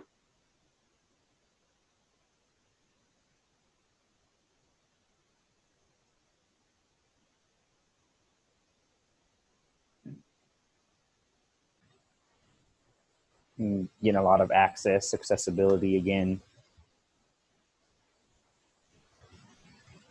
It would create an extra step that could make a difference. Yes, definitely. Multiple barriers.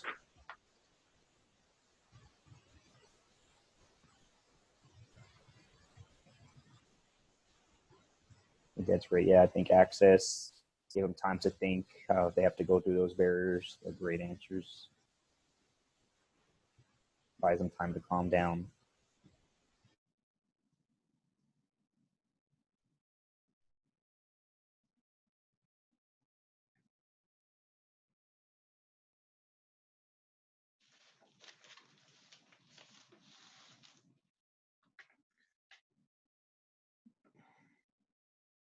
The next question is, ask the patient to list a trusted person to change the combination or hold on to the keys for now. Why do you think that's so important?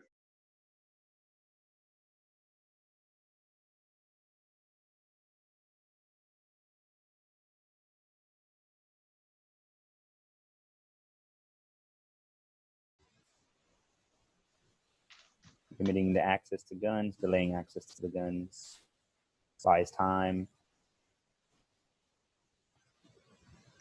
Like the going back to the calming down, helping them kind of realize maybe that it's not the best decision. Delaying access, save lives. Yes, great answers.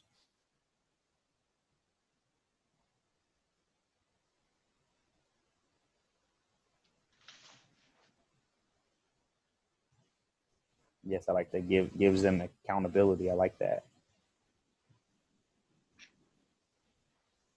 Delays the access. Great answers, guys.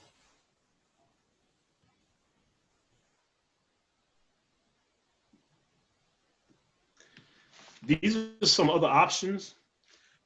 Remove a key component of the gun, such as the slider or the firing pin, and store those away from home. Hiding gun is not recommended. Family members often know one's another hiding places. In one study, roughly 20% of parents who thought their children hadn't handled their guns were mistaken. Their kids reported they actually had handled the guns. That part's a little bit concerning because even though you think you're hiding your gun, if you look at that percentage down there of the parents, the children had found out and knew where their guns was at. Not only do they know where they was at, but they had handled the guns. You do know we hear a lot about children, either taking a gun to school or playing with a gun in the house, and unfortunately, another child has been injured. So that's why I definitely recommend not just hiding the gun. I kind of agree with the first part because remember what we stated, the individual is not willing to take the gun out the house. So removing that firing pin, that kind of, can't say totally eliminates, but that's very strong helping hand where the gun would be incapable of being fired.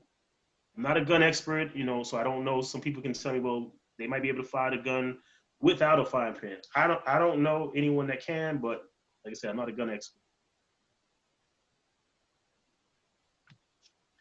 When the at-risk person is a minor, ask the minor about access. How long will it take for you to get your hands on a gun at home? I want people to answer that question for themselves. Just think about, I don't like using personal stories, but you can just think about it. How many people you think that we're in Texas, so we're just going to talk about in Texas. How many minors that you think of can know that they can get their hands on a gun in their home? Just a rough percentage, 10, 15, 20, whatever you feel.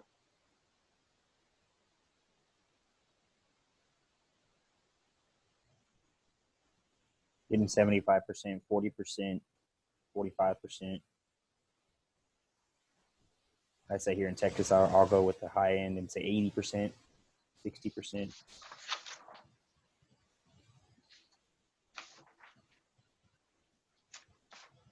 It states, speak with the parent or guardian without the child present.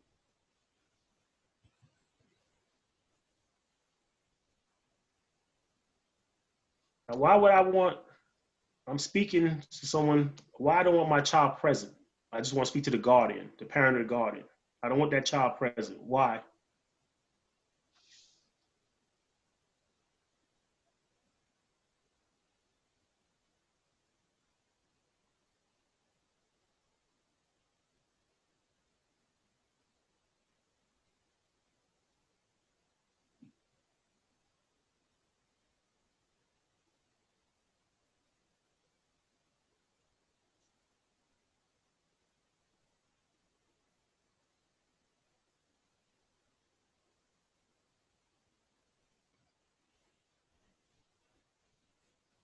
Someone put to discuss options for limiting access. Someone asked what was the answer for the percentage that we were just discussing about how many people have access to guns, children. It's no exact percentage. It varied. It varied. It has on here, each state is different, but I just picked Texas, but it just mostly like, it depends on which state. Because I give the example for Texas, like I had told you about New York, a child really can't have a gun in New York. In New York State you can, but New York City, no. So it varied. Awesome. We got a couple of the guardian may be able to bring insight about the child that is very critical to understanding what is going on.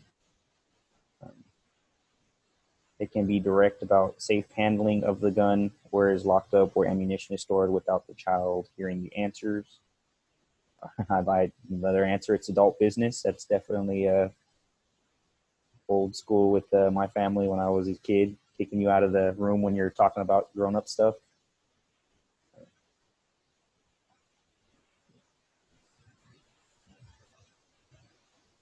Children doesn't want the parent to know that they know about the gun.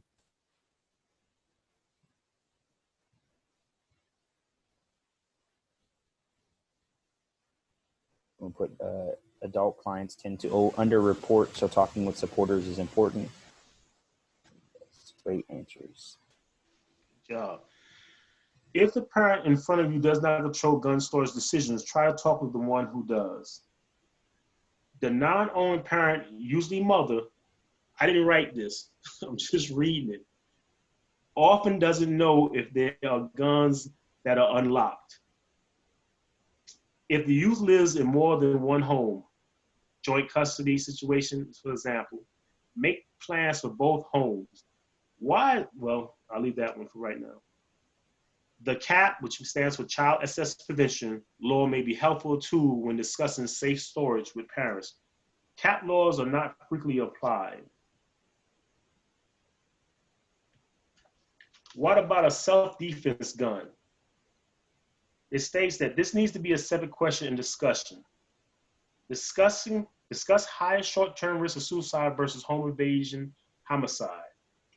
Explore substitute other means of self-defense like pepper spray, outdoor alarms, etc. If the self-defense gun is essential and the gun owner is not at risk, owners should keep it on the person or in a quick access lockbox and ensure at-risk person can't get it. If the owner is at risk, work with a support person to pit time and distance between the owner and gun. His friends hold the key. She puts pictures of grandkids on a lockbox. That one was more talked about because that's when we said the time and distance. What it is, they have to get to that lockbox, and the first thing they see is those pictures of the grandkids. That's called a detour. I'm saying it wrong, but it will make them think before they get to the gun to see that picture. Hopefully, it will deter them still going to say it wrong. It'll stop him from getting the gun. And it states, seek ways to reduce access over time. Talk about a self-defense gun. Your client is dealing with a long-term chronic pain and having thoughts of suicide. He keeps a gun for self-defense. When you mention his gun is probably more a risk than a protection to him right now, he insists that in his neighborhood, the risk of home invasion is real. What would you say? A, at this point, the risk of suicide is greater than the risk of being attacked during a break-in. B, I understand that protecting your home and family are very important. And you also want to keep yourself alive for them. Can we talk about ways to keep everyone safe?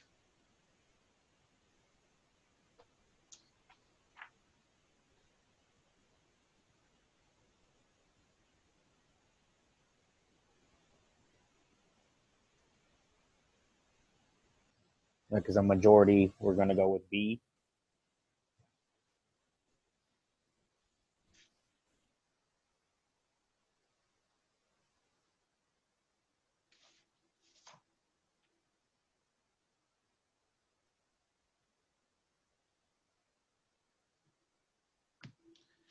Language matters. How can we safely store these guns and meds? Let's make a plan to keep you safe until things improve. Or would you want, you need to get rid of these weapons. I don't trust you to be responsible with medication right now. The first one or the second one?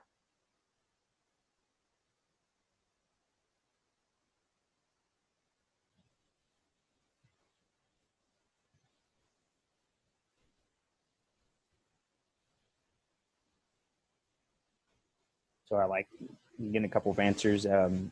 Most people are going with the first one. I do like a couple that have said it depends on the person, which is also, if you know the person very well, that could be very important. But I would definitely go with the collaborative one.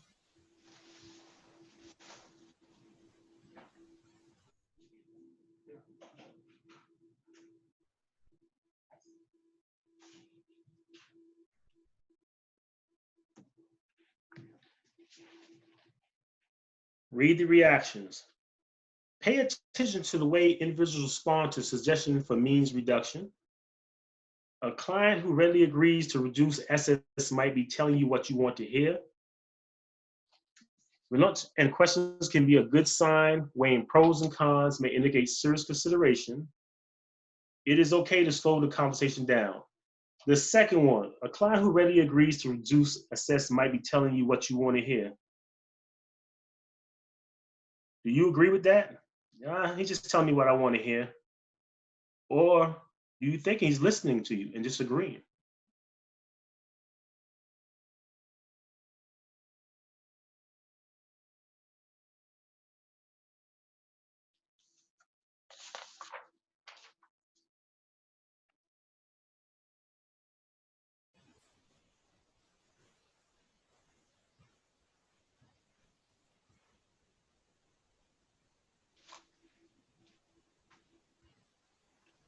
People are it is a possibility. You could go off of a case by case. Might also have alternative means, so reducing access to one is no threat to their plan. Because yes, until there is a concrete movement and action, all are true. There's always a chance they're telling you what they think you want to hear. 4 steps. Yes, very true.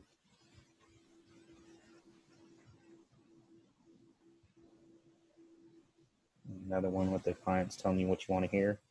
Of course. I think that goes back to if someone's really, really thought it out, they're not going to even tell you about it. They already had that decision made too. So. True. Bringing the guns back. Parents or family members may ask when it's safe to bring the guns back.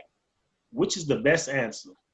A, it's a case-by-case decision. Why don't we plan to follow up in a few weeks to see how things are going? B, within a week or two, since suicidal crises are usually short term.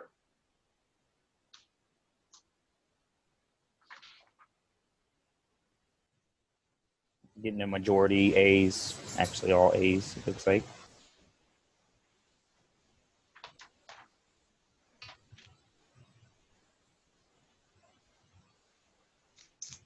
Here's the answer. When it is okay to bring back lethal means back to the home, it's a case-by-case decision.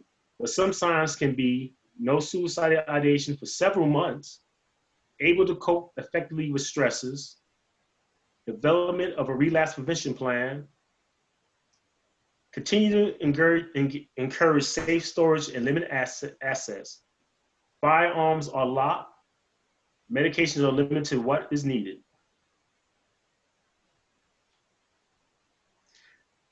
To do MI effectively, you must accept that it is the end of the client's decision. Eventually, the client's decision to reduce access to means. You must be willing to accept a decision to which you do not agree.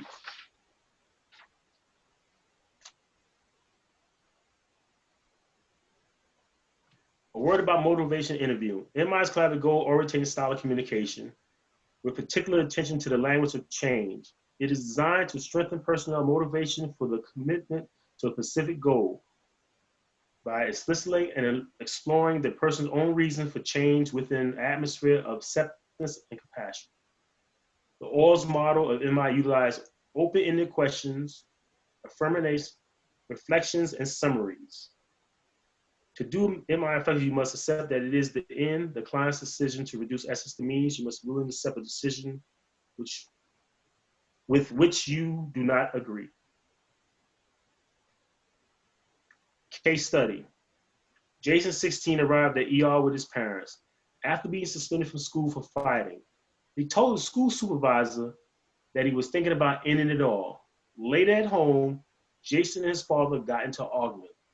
Jason said that if his parents ground him, he would use his hunting rifle to kill himself.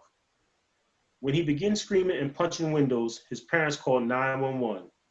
In the ER, Jason stated he no longer wanted to kill himself. Do you think Jason's still at risk for committing suicide? Excuse me, attempting suicide?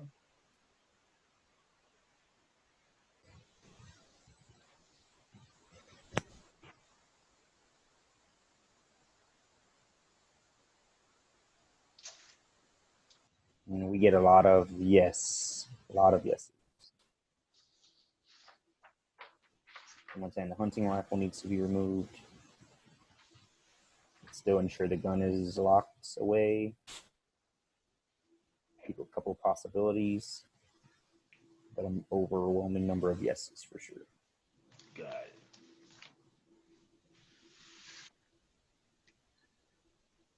Chris, at this time, you can put them on a 10-minute break. More than likely, they're going to get out a little bit earlier because they've been good. They've been asking the questions. They've been participating. So I just want to put them on a 10-minute break, and then I'll go ahead and end up, and then we'll go ahead and finish it out. All right, awesome. So on that note, we'll go ahead and take a. You're good. You go ahead and take a 10-minute break. So we'll resume at 3:15, about 11 minutes, and then we'll finish up. And then, like Mr. Morton says, we will continue to address the questions and ask questions throughout. So we should be out a little bit earlier than planned. So we'll see everyone back at 3:15.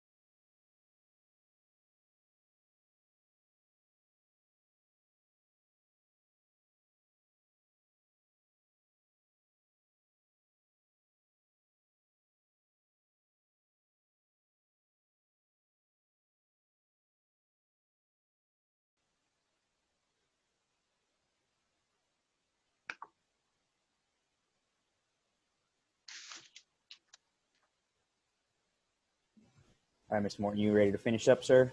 Ready to finish up. All right, awesome. Thank you all, everyone, for coming back. Let's go ahead and get this last hour finished up.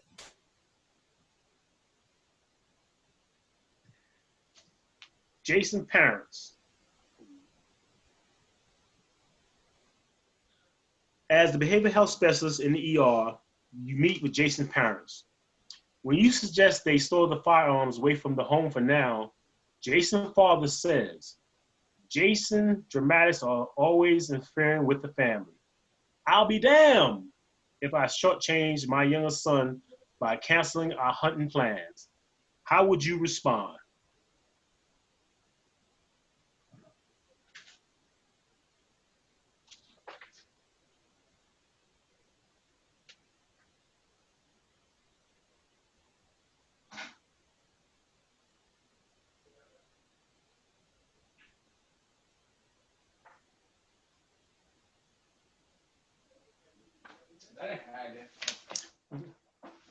And tell me to come here. Looks like we got you can still hunt with your younger son. Just find another place for firearms away from Jason. Another person put, is hunting more important than your son? Do you really want to know? I'll educate the father with statistics on teen suicide. I would ask more questions to see how the father feels about mental health. Something happened. How would Jason having a successful suicide affect your younger son? Good questions. I'm very concerned about the safety of your son. Can we talk about keeping him safe? Yeah, reminding him safety comes first. Yeah. Provide education and validating his son's safety. I love it. Great answers.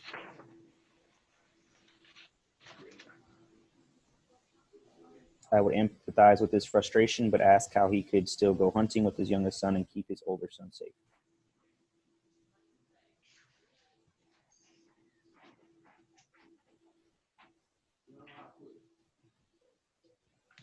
Jason, some good ideas. I know you care about Jason and want to keep him safe, and that hunting is important to you. Let's work on a plan that keeps him safe and works well for the family. Is there relatives that you could store your guns with between hunting trips? If not, this handout lists some local storage options you can consider. Response to and void. You need to choose between your son's safety and hunting. If you care about Jason, you get rid of your guns. I think you're being unreasonable here.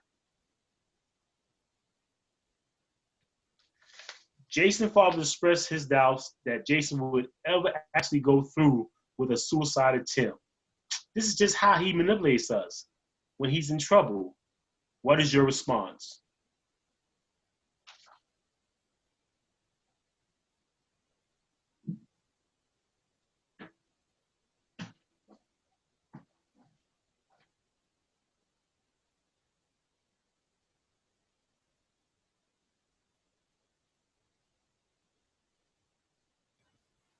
You put talking in education and then asking what the question, are you willing to take that risk?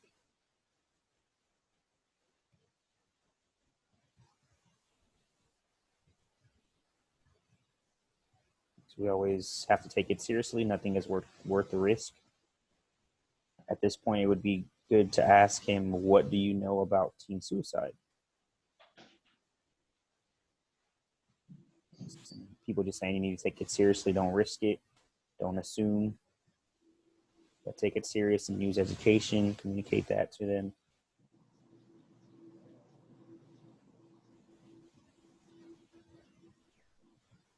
Yeah, I love this answer. You know your son better than I do, but safety comes first when speaking about suicide.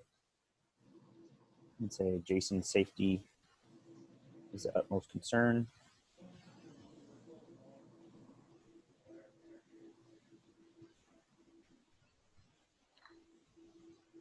Mentioned therapy. It looks like we got a couple questions on that, or responses on that.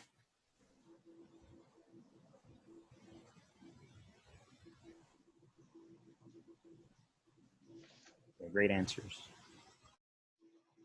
Some good responses. Kids do sometimes manipulate us. Unfortunately, they also can act impulsive and irrational. I rather err on the side of caution and take these suicide feelings seriously. I understand your frustration. On the other hand, it's nearly impossible to know if or when a person will carry thoughts on a suicide threat. But we do know that these violent outbursts and suicide thoughts put him at high risk. Jason, when his father says, I always taught my kids to respect guns. They'll never use them irresponsibly, not even Jason. What would you say?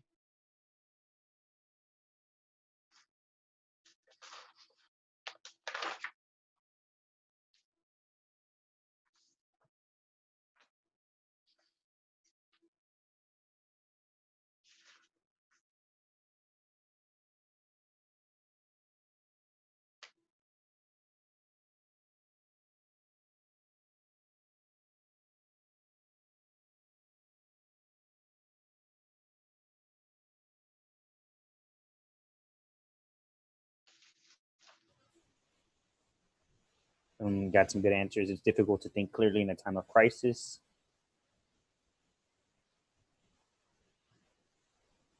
Revert back to the good answer. Kids sometimes behave irrationally.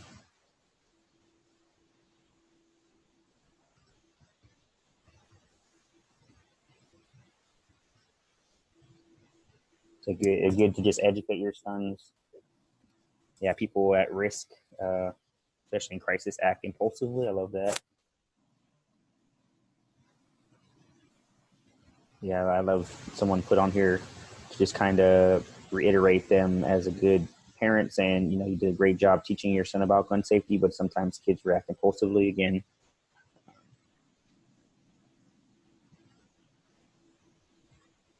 it's not in the disrespect of guns, but you have to have respect for guns. It's deeper, and he has to be with the life decision.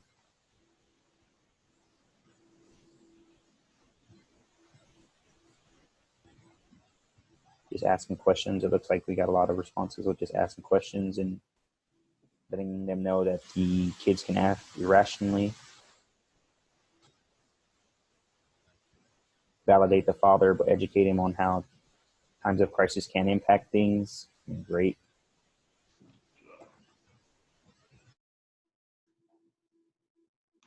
Some response to try. You worked hard to pass your values down to your kids. But when a person starts feeling suicidal, unfortunately, his familiarity with guns does nothing to protect him. When people are at the height of their distress, they often can't make wise decisions. Sometimes their thinking narrows down to how do I make this pain stop now? And they cannot think through other options or consequences. Medication overdose is the most common method of suicide attempt. Overdose is not often fatal. However, some medications are often more dangerous than others, especially in combination like opiates, benzos, and alcohol. Finding lethal combinations on the internet is easy. Medications reduce access. While overdose is usually not fatal because there are hundreds of thousands of overdose attempts, it is the third leading method of suicide death. If you prescribe meds or work with prescribers, minimize overdose risks for at-risk patients. Use lower toxic medication when possible. Limit quantities to non-lethal doses, even if it's taken all at once. Consider using a bubble pack or weekly dispensary. Take into account drug interactions and substance use misuse. And for help or safe quantity, ask a pharmacist. Poison Control Hotline, 1-800-222-1222.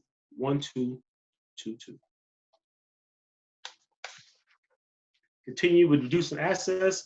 Advise of violent steps. Properly dispose of unneeded expired medication. Keep only lethal quantities on hand. Lock up abuse-prone and dangerous drugs. anti-anxiety, opiates, medication, amphetamines, tranquilizers. Local health departments may distribute lock boxes. Pharmacists can advise on safe quantities. A support person, not the patient, should talk with them. The popular proposal unneeded expired medication. A lot of, let me rephrase it. I won't say a lot, but if you have a lot of medication laying around and it's expired, they do strongly recommend and get rid of it. But not just throw it away. There's areas that you can go ahead and take it to, and they safely, and they can dispose of it. Speaking with a patient about medication. Which of the following is the safest strategies for speaking with a patient about psychiatric medication? A, we will continue with the prescription because it seems to be helping. But if you take it all at once, it could kill you. So let's revisit your safety plan. B, we will continue with the prescribed prescription because it seems to be helping. And even taking it all at once, it won't hurt you. C, we will continue with the prescription because it seems to be helping, but I'm going to write it for weekly refills. This will mean you have fewer pills all at one time, which is safer. Though taking too many pills can still be harmful, so let's revisit your safety plan.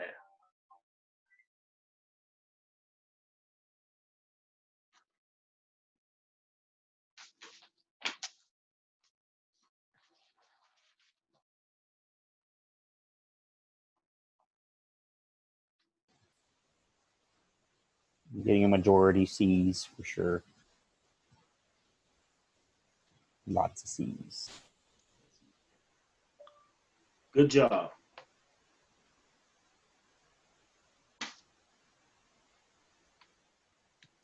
Case study. Chan is a 15-year-old male in his sophomore year who identifies as gay, does not feel accepted by his parents, and goes home only to sleep. He reported feeling depressed for the past year and tried to overdose on his prescribed insulin last night, but was stopped by his older brother. While Chan reports no suicide intent today, he is afraid that the urge may return. He identifies his insulin as possible mean, and he has access to a lethal dose.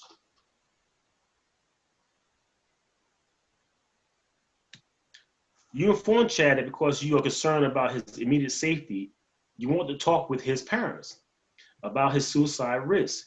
He's upset, but understands. You talk with the parents and learn they are resentful towards him, aren't involved in his diabetes management, and seem unreliable. What's your next move?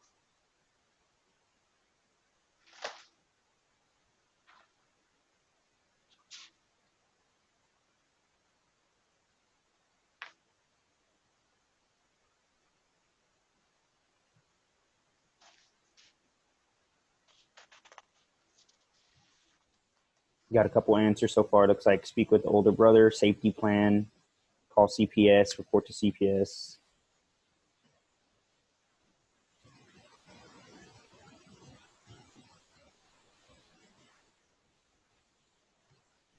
Speaking with other family.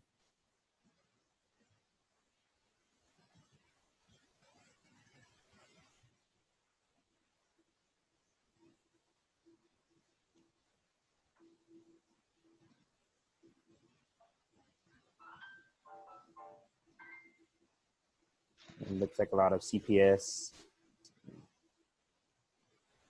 Work with the parents to put a safety plan together.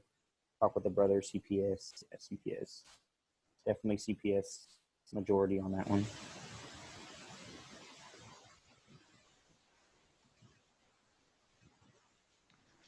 Other methods.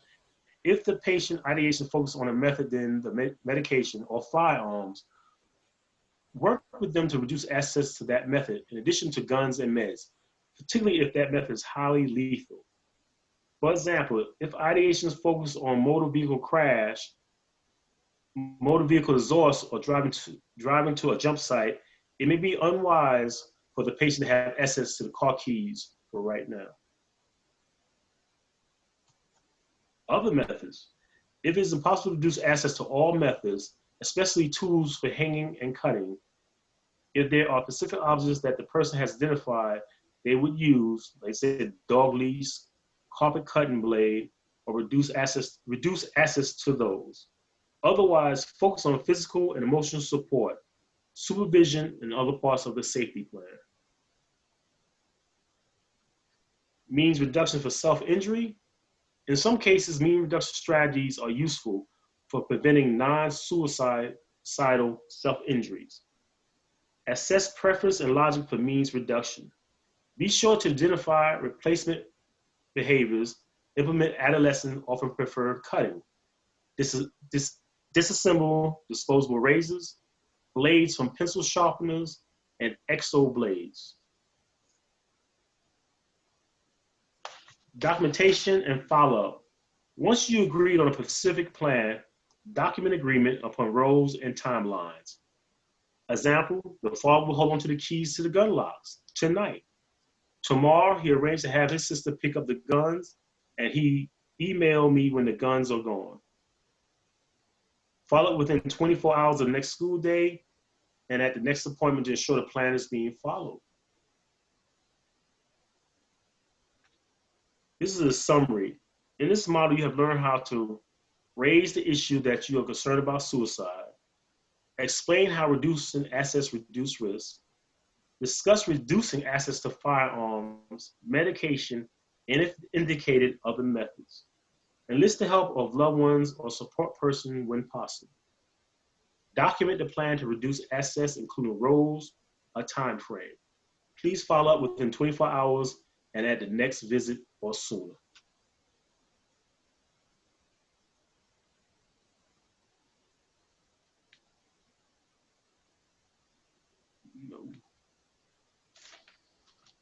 Andrew, that concludes my class. Thank everyone for paying attention. Yes, thank you everyone for participating. And then I know it was a little difficult doing the question chat box, but thank you for everyone who did that and participated. Again, I will actually upload it right now. Putting in a survey if y'all can do real quick. Also, Erin, is Erin still with us? So she'll be putting in a survey as well, just to make sure. I am. I'm here. Okay, awesome. Were you, did you need to put on the survey right now, Erin, or did you want to just get it from the email list from Chris? I'll email them individually because I have to get it back. I have to have it in case anybody audits me. I have to have it in hard copy, so I have to print it out and everything here. So I'll email it, my evaluation out separately from your survey. Okay, perfect. So you just go ahead and put this survey in here. And if anyone has any questions, you can definitely still ask those questions while we're still online.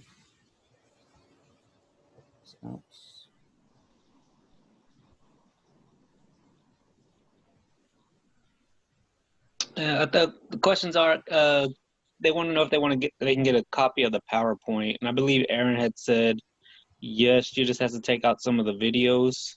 Yes.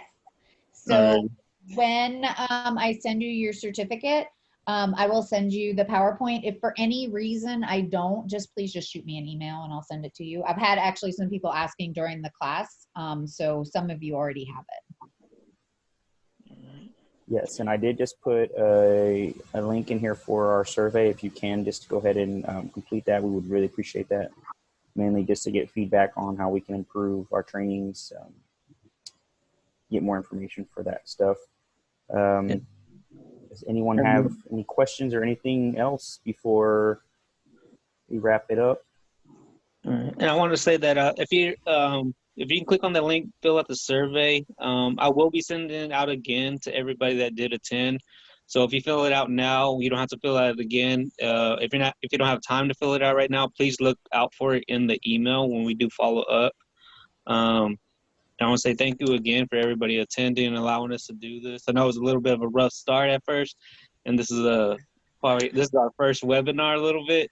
So it's a learning process, but we really appreciate all your patience and everything. But I also want to mention that we are hosting a sexual assault awareness training next week with our clinic. So if you go to our Facebook, it can take you to the link, or you can send me an email directly, and I can send you the registration link for that one as well. Yes, and all of our events are also on our Facebook page as well. So if you are interested in future events, definitely go follow us. We put most of our events on our Facebook page just for all of our community to be aware of and attend if they'd like to as well. So. Yeah. So thank you, Mr. Gregory Martin. We appreciate your partnership with us and providing this training for everybody.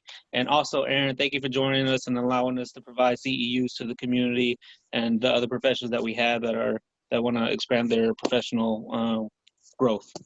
Absolutely. And thank you so much for including me. Thank you, Greg. And Chris, it was great to see you again. And Andrew, it was nice to meet you. It was nice meeting you as well, Aaron. Thank you again, Greg. I'm putting my email address out there for anyone. If anyone does need it one more time, I do intake it as well. So if y'all have any questions, definitely don't hesitate to reach out to me. No question is a dumb question. So even if it's just something simple, we're here in the community. So thank you all again. Mr. Morton, appreciate it. Aaron, it was nice meeting you again, ma'am. Thank y'all, everyone. Y'all have a blessed rest of y'all's day and a good week. You too. Thank y'all. Thank y'all very much. Thank you, Aaron. Bye.